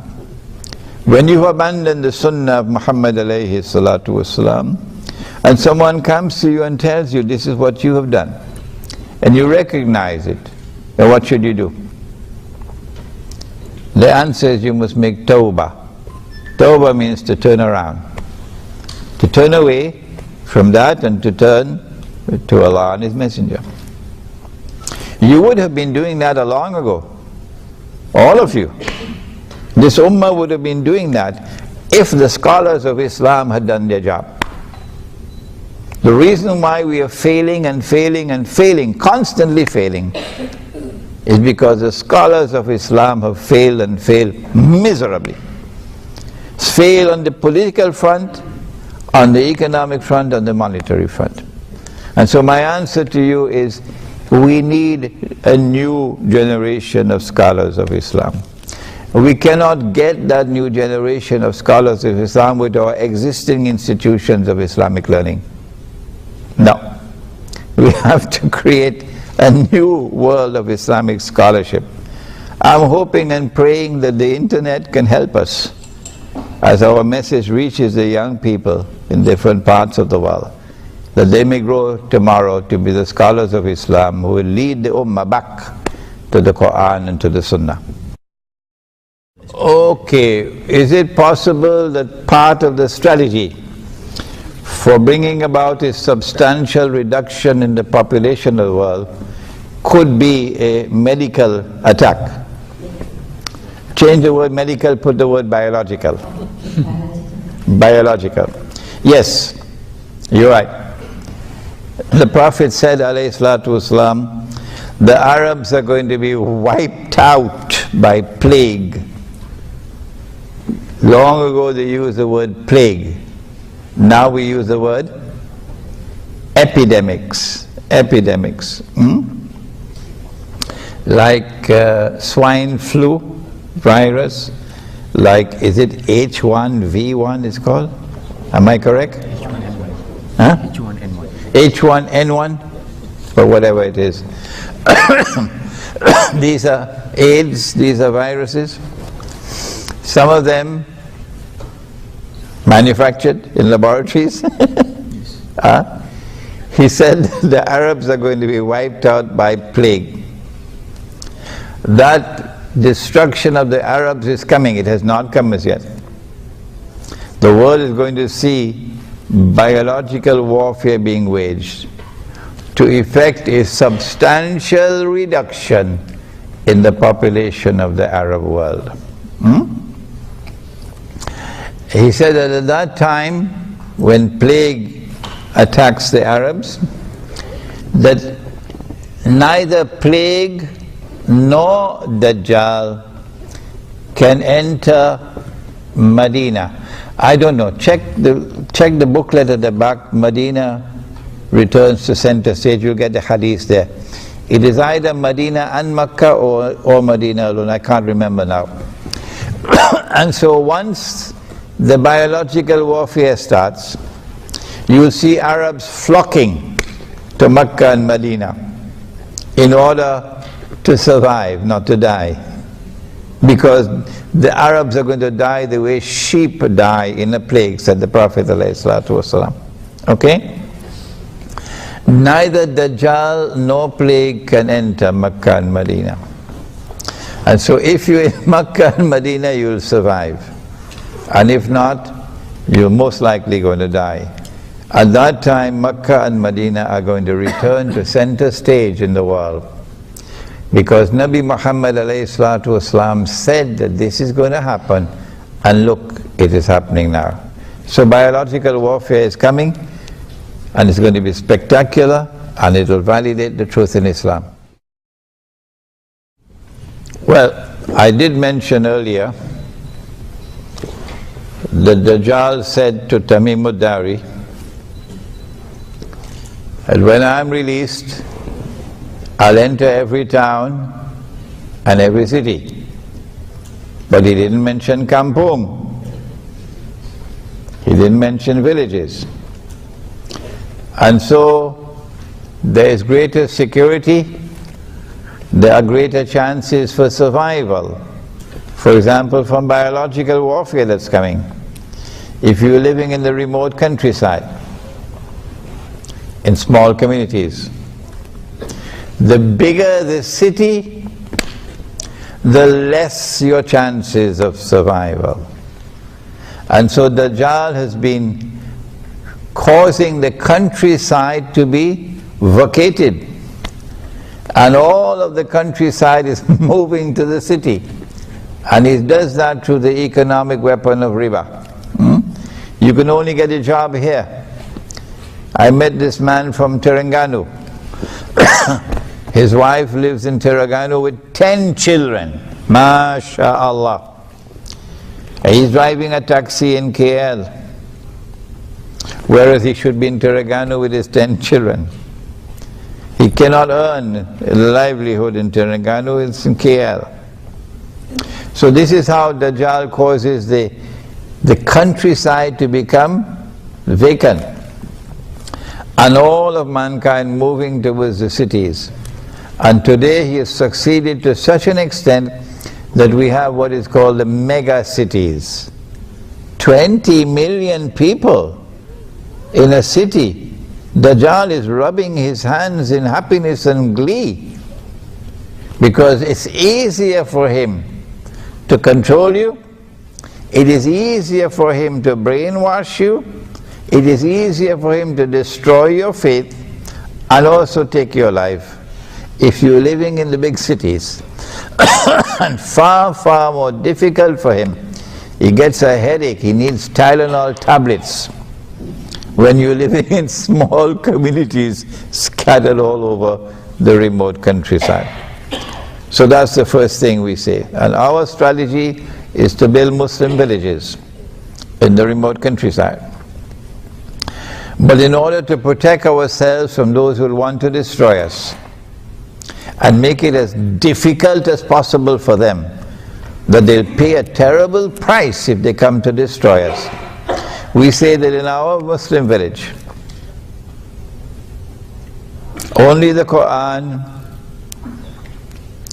and the universally recognized Sunnah will be allowed in the masjid. If you have a religious practice, no matter how long you've had it, no matter how beneficial it may be, but it is not based on the Quran and not based on the universally recognized Sunnah, we say don't bring it into the masjid. Don't bring it into the public life of the village. You can keep it in private. And if anybody comes to your door to shout bid'ah and haram because of what you're doing in private, we will ship him out of that village faster than Federal Express, because he's an agent of fitna. That's your private life. Your private life must be respected. This is our strategy. So you cannot accuse us of any deviant practices, as it happened in Malaysia some time ago. I can't remember, Darul Arqam? Yes. Darul Arqam, yeah. You cannot accuse us of any deviant practices, because we want to be as faithful as we can possibly be in fulfilling the Quran and the Sunnah, to protect ourselves. The village would have dinar and dirham as money. And if you come with the police to seize our dinar and dirham, we will use rice as money. Plenty of rice in Java. Are you going to ban rice as well? How stupid can you be? Huh? We'll use sugar as money. But we're not going to use your bogus and fraudulent and haram paper money. Nor can you get us to use electronic money, because we are outside of electronic range. In the perfect Islamic village, you can't use a cell phone, because we want to be outside of your range, your cell phone range. And because we are outside of your cell phone range, the radiation from the cell towers won't reach us. So every woman looking for a husband who can give her a baby boy, will come to our village, because that's the only place she can find a husband who will give her a baby boy. All the rest of the men can give her only a baby girl. Why? Because the radiation has damaged the chromosomes, and so the male chromosomes are now too weak. And that's why the Prophet said, alayhi salatu wasalam, that in Akhir Zaman, one man will have to maintain 50 women. What is the genealogy? The Prophet said, alayhi salatu wasalam, that the Imam will come from the seed, and he pointed to Fatima, his daughter, radiallahu ta'ala anha, and his grandson, Imam Hassan and Imam Hosein. From them, the seed of Muhammad alayhi salatu wasalam. So he would be an Arab. So Indonesians don't qualify. No, he would be an Arab. He would speak Arabic.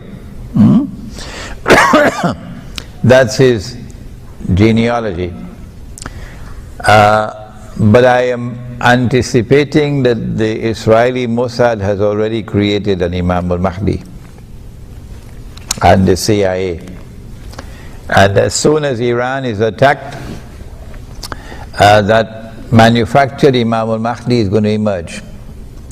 One has already emerged in Turkey.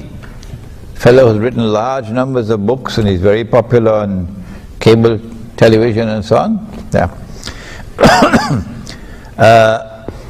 So you are going to have false Imam al-Mahdis. The way you'll be able to recognize him is not by his genealogy. The way you'll be able to recognize him is that you have to wait for that Khalifa to die, And then there is disagreement concerning succession. And then a man will emerge out of Medina and hurry to Mecca. And then the people of Mecca will come out to him, so he's a well-known person, and urge him and force him to accept the bay'ah, or the oath of allegiance. And he will do so at the Kaaba. When he does that, he will then himself proclaim that he is the Imam. So when he proclaims himself the Imam at the Kaaba, you will now be able to examine his credentials. So if he proclaims himself to be the Imam in San Francisco, don't bother. Don't bother. Or Jakarta. Makkah has never been a Shia city in the sense of being populated by Shia people. Let me repeat that, because some people are hard of understanding. Makkah has never ever been a Shia city in the sense of having a population that is overwhelmingly Shia. Never. I do not anticipate a transformation of Makkah from a Sunni city to a Shia city, from a non-Shia city to a Shia city. And therefore I conclude that it is impossible for the people of Makkah to come out and give the bay'ah to an Imam al-Mahdi who proclaims himself to be Shia. This is not any offensive statement to the Shia. This is analysis. It's not meant to hurt your feelings. No, let us be reasonable and let us discuss it on the basis of knowledge. And therefore we conclude Imam al-Mahdi cannot be Shia. It's not by genealogy that we would recognize him, but by this sequence of events. As soon as he proclaims himself to be the Imam, the Abdal from Sham and from Iraq would come to give the bay'ah to him. The hadith uses the word Abdal. The Sufis have hijacked the word Abdal and given it a new strange connotation of a certain number of mysterious people who rule the world from behind the scenes. We say no. Abdal from Badal means one replacing the other. And this refers to the Mujahideen, those who are fighting on the battlefield. That our army is different from yours, Uncle Sam. In order for you to get people in your army, you've got to offer them green cards. You've got to offer them US citizenship. You've got to offer them houses and cars and university courses and all kind of thing. But in our army, anytime one dies, another one replaces him. And it'll never stop. We have an inexhaustible supply. Every time one dies, he's replaced by another, replaced by another. This is Abdal. So they will come to Medina and give the bay'ah to him. When you see that happening, it validates his claim. And then an army is going to come to attack him from Sham. And after that army crosses Medina on its way going down south to Mecca, the earth is going to open and swallow that army. That is the defining moment validating his claim to be the Imam, not some eclipse in the sky. The chronology of events that are going to occur before the Imam al-Mahdi emerges. It is better and safer for me to remain in territory that is well known than to venture into the unknown. I would suggest that you stay with this hadith. Pivotally important. That when Jerusalem is booming with construction and Madinah to Nabi is, buildings are being destroyed and it is in a state of forlorn desolation. At that time look for the Great War, the Malhama. When the Malhama takes place, then look for the next event, the conquest of Constantinople. When the conquest of Constantinople takes place, then look for the next event, the release of Dajjal. This is a pivotally important hadith giving us a sequence of events in Akhir Zaman. There's much more to be given, but I think we better stay with this. The question is, do we have a blueprint through which as an ummah we could respond successfully and appropriately at the collective level to the political, economic, monetary challenges of the age?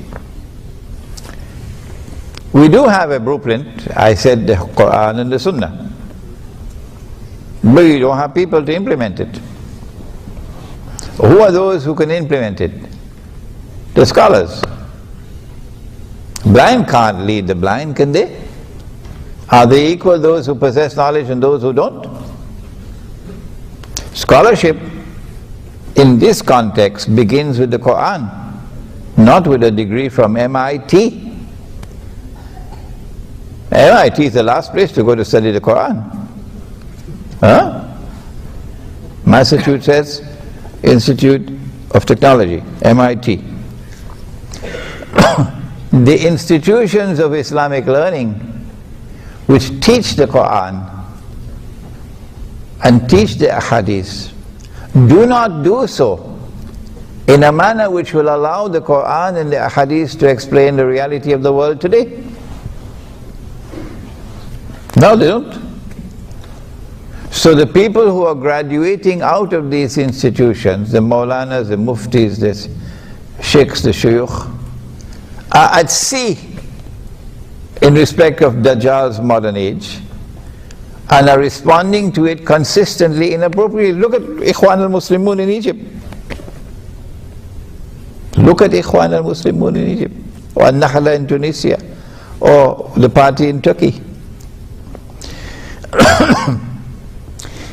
And so my answer is, we are incapable at this time, impossible, of responding successfully as a collective ummah. It's a hopeless cause. It will not succeed.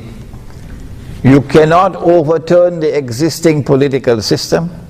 You cannot overturn the existing economy. You cannot overturn the existing monetary system. You cannot do it as an ummah, because the ulama have failed. If you think I'm wrong, go ahead and do it. Hizb ut-Tahrir, go ahead and do it. I'm not stopping you.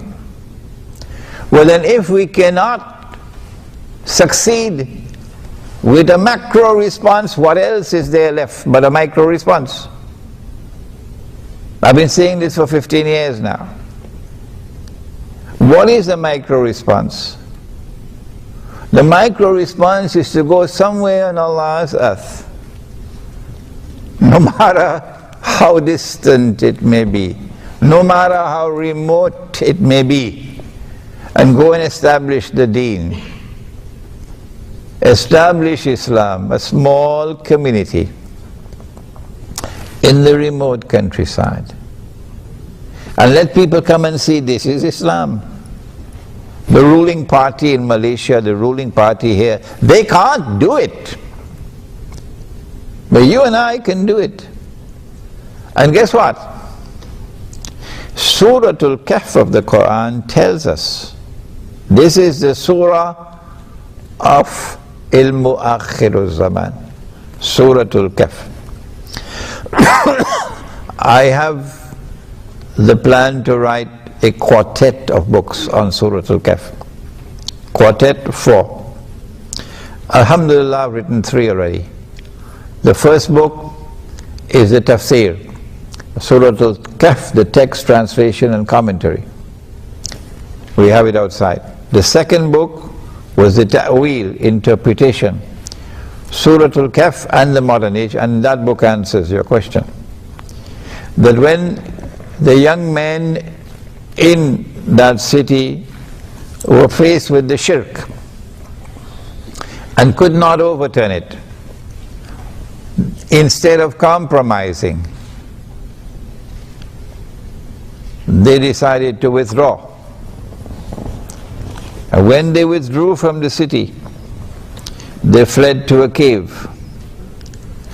And Allah subhanahu wa ta'ala then preserved them for 300 years to send a message to us in Akhir Zaman that if you also withdraw from a society which is sunk in shirk and in oppression, remember what they're paying her.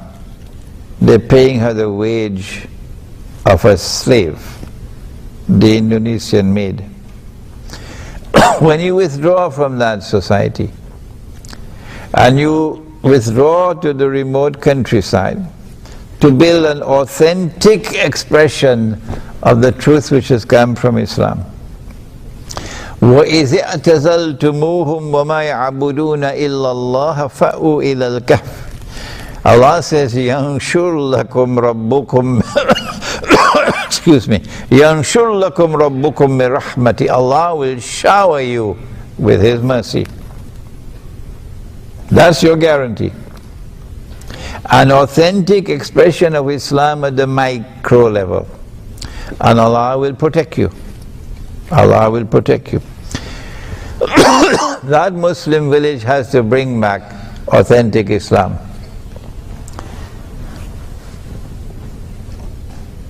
She wanted to attend Salatul Jummah, and I had to say to her, I'm sorry, women are not allowed.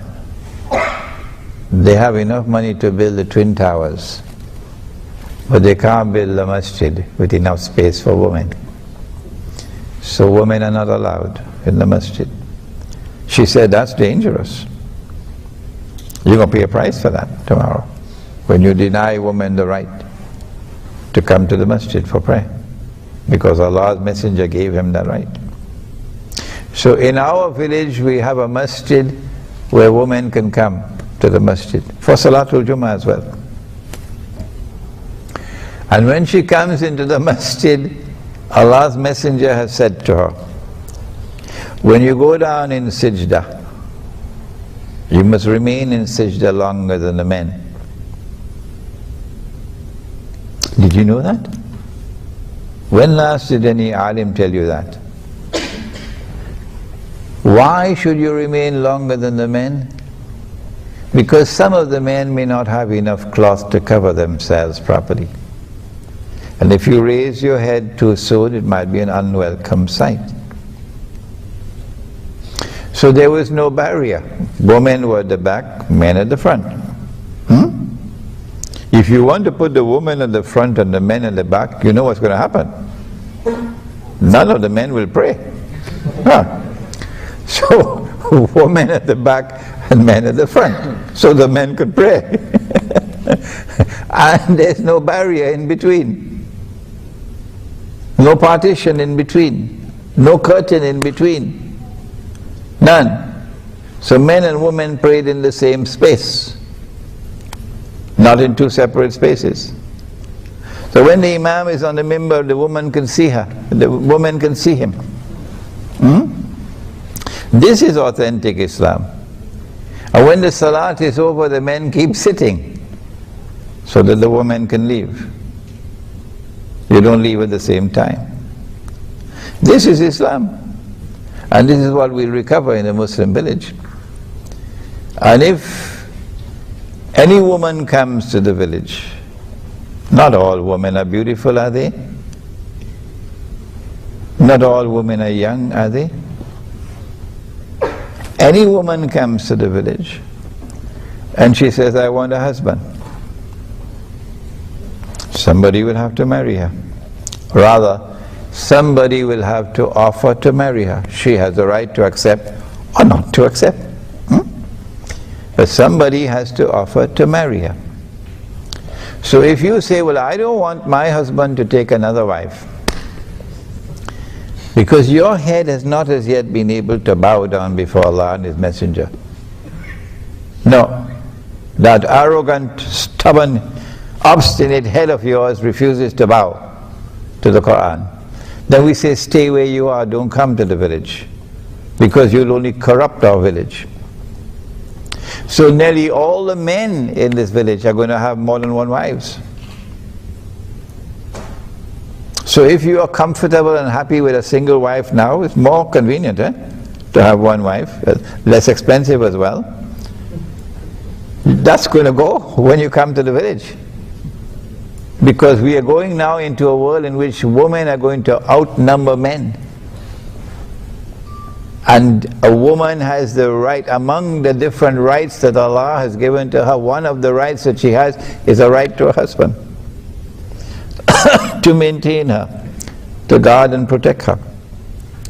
So we will try to restore the deen as it has come from Allah and His Messenger. And to the extent that we are sincere and courageous in doing that, defying the godless world out there, then Allah's protection will be with us. So we do have a blueprint, but we don't have the people to implement it at the macro level. My opinion. And if a macro response is not possible, then my answer is micro response. Thank you. What comment do I have to make on events taking place in Sudan at this present time? The target is Egypt. The target is Egypt. Why is Egypt the target? Because someone changed the Torah and wrote into the Torah that the Holy Land extends from the river of Egypt to the river Euphrates. So that entire part of Egypt from the river Nile to the Red Sea is called the Eastern Delta, belongs to Israel. The reason why they put this as part of the Holy Land is because the Jews lived in the Eastern Delta for a few hundred years when Joseph, Nabi Yusuf alayhi salam, was in Egypt. In order for Israel to take the Eastern Delta, you'll need more than simply an aerial attack and bombardment. You need a ground invasion. You need a ground invasion. But Egypt is a big country, and Egypt will respond ferociously. So you need a multi-pronged attack on Egypt. And that's why they got this bogus Zionist jihad. This bogus Zionist jihad to infiltrate into Libya to overthrow the Libyan government. And don't come to me with this rubbish that I am a supporter of Gaddafi. Take that rubbish and throw it into a garbage bin. I've never been a supporter of Gaddafi, and I'm not a supporter of him now, so take that rubbish and throw it into a garbage bin. The Zionist jihad from Saudi Arabia, that version of Islam, entered into Libya, supported and armed by Turkey, supported and armed by Saudi Arabia and Qatar and by the Zionists and by NATO, to overthrow the regime in Libya. And when they succeeded, Libya became a NATO state. You can't get NATO out of Libya for the next 25 years. So when the attack is launched on Egypt, there'll be a ground invasion from the east, Israel. There'll be a ground invasion from the west, Libya. NATO will attack from the west. And what about the south? What about the south? Now you can understand why they went fishing in the south, fanning the flames of sectarian warfare in Sudan, actively intervening the Anglo-American alliance and the Zionists actively intervening in southern Sudan to fan the flames of sectarian warfare, and then finally forcing upon the government in Sudan to do what it just did. So southern Sudan is now an independent state. So when the attack is launched, you have to destabilize northern Sudan or Sudan. And so the attack is going to come from all three sides, ground invasion, from the south, from the east, and from the west. And from the Mediterranean you have a naval blockade and naval bombardment. I don't see how Egypt can even stand a chance. Is it possible at the macro level to overturn the existing monetary system of paper currencies, which of course is on its way out? As soon as war breaks out, the US dollar is going to collapse. But I have been saying that for more than 15 years now. Where did I get that knowledge? That the US dollar is going to collapse. And that when it collapses, it's going to bring down the entire monetary system of paper money that came out of Bretton Woods. Where did Imran Hosein get that knowledge? Was it an angel whispering in my ear? Was it a jinn whispering into my ear? Wake up! It was Islamic eschatology. I wasn't looking into the future. Only Allah knows the future. So don't come with that kind of criticism against me. I analyzed based on Islamic eschatology and I came to this conclusion. Why can't you do the same? We are now on the verge of that moment when the US dollar will collapse. The last time I heard about it was an ICU in a hospital in Washington, about to die. And when the US dollar collapses, it's going to bring down the world of paper money. There's going to be panic in the soft currency areas of the world. People dumping their Indonesian rupiah and dumping their Pakistani rupee and dumping their taka as fast as they can because the price of bread is rising 4 or 5 times a day. Runaway inflation. So rather than be caught with paper money that can only be used as wallpaper, let's dump it as fast as we can so that it makes way for electronic money. And electronic money is meant to function as the equivalent of a financial Guantanamo. That's a horrendous future awaiting us. An evil, horrendously evil future waiting us. My response is, I don't think it is possible at the macro level to overturn that system, unless and until you can create a new world of Islamic scholarship who can lead the Ummah. If a macro response is not possible, what do we do? Go back home and eat roti canai and drink teh tarik and go to sleep? My response is, if the macro is not possible, let's do the micro. So at least we'll take this to us, with us in the grave, that we have done what is within our capacity. So in the micro, in the Muslim village you have a micro market. And in that micro market we will not allow this bogus money. We will not be using electronic money. When we trade with the outside world, we cannot avoid it. But within the Muslim village itself, we try as much as we can to be faithful to Allah and His Messenger. That's the only response I have. But in Surah Al-Taghabun, Allah says, Ittaqullaha mastata'atum. Fear Allah to the extent that you have capacity to do so. So Allah does not call upon us to do that which lies beyond our capacity.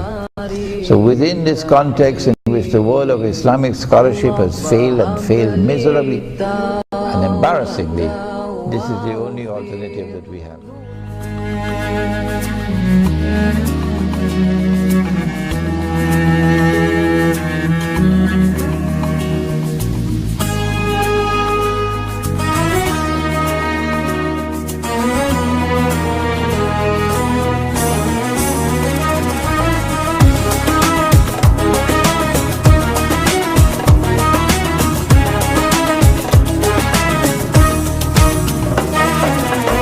We're here on this special day. Our hearts are full of pleasure. A day that brings the two of you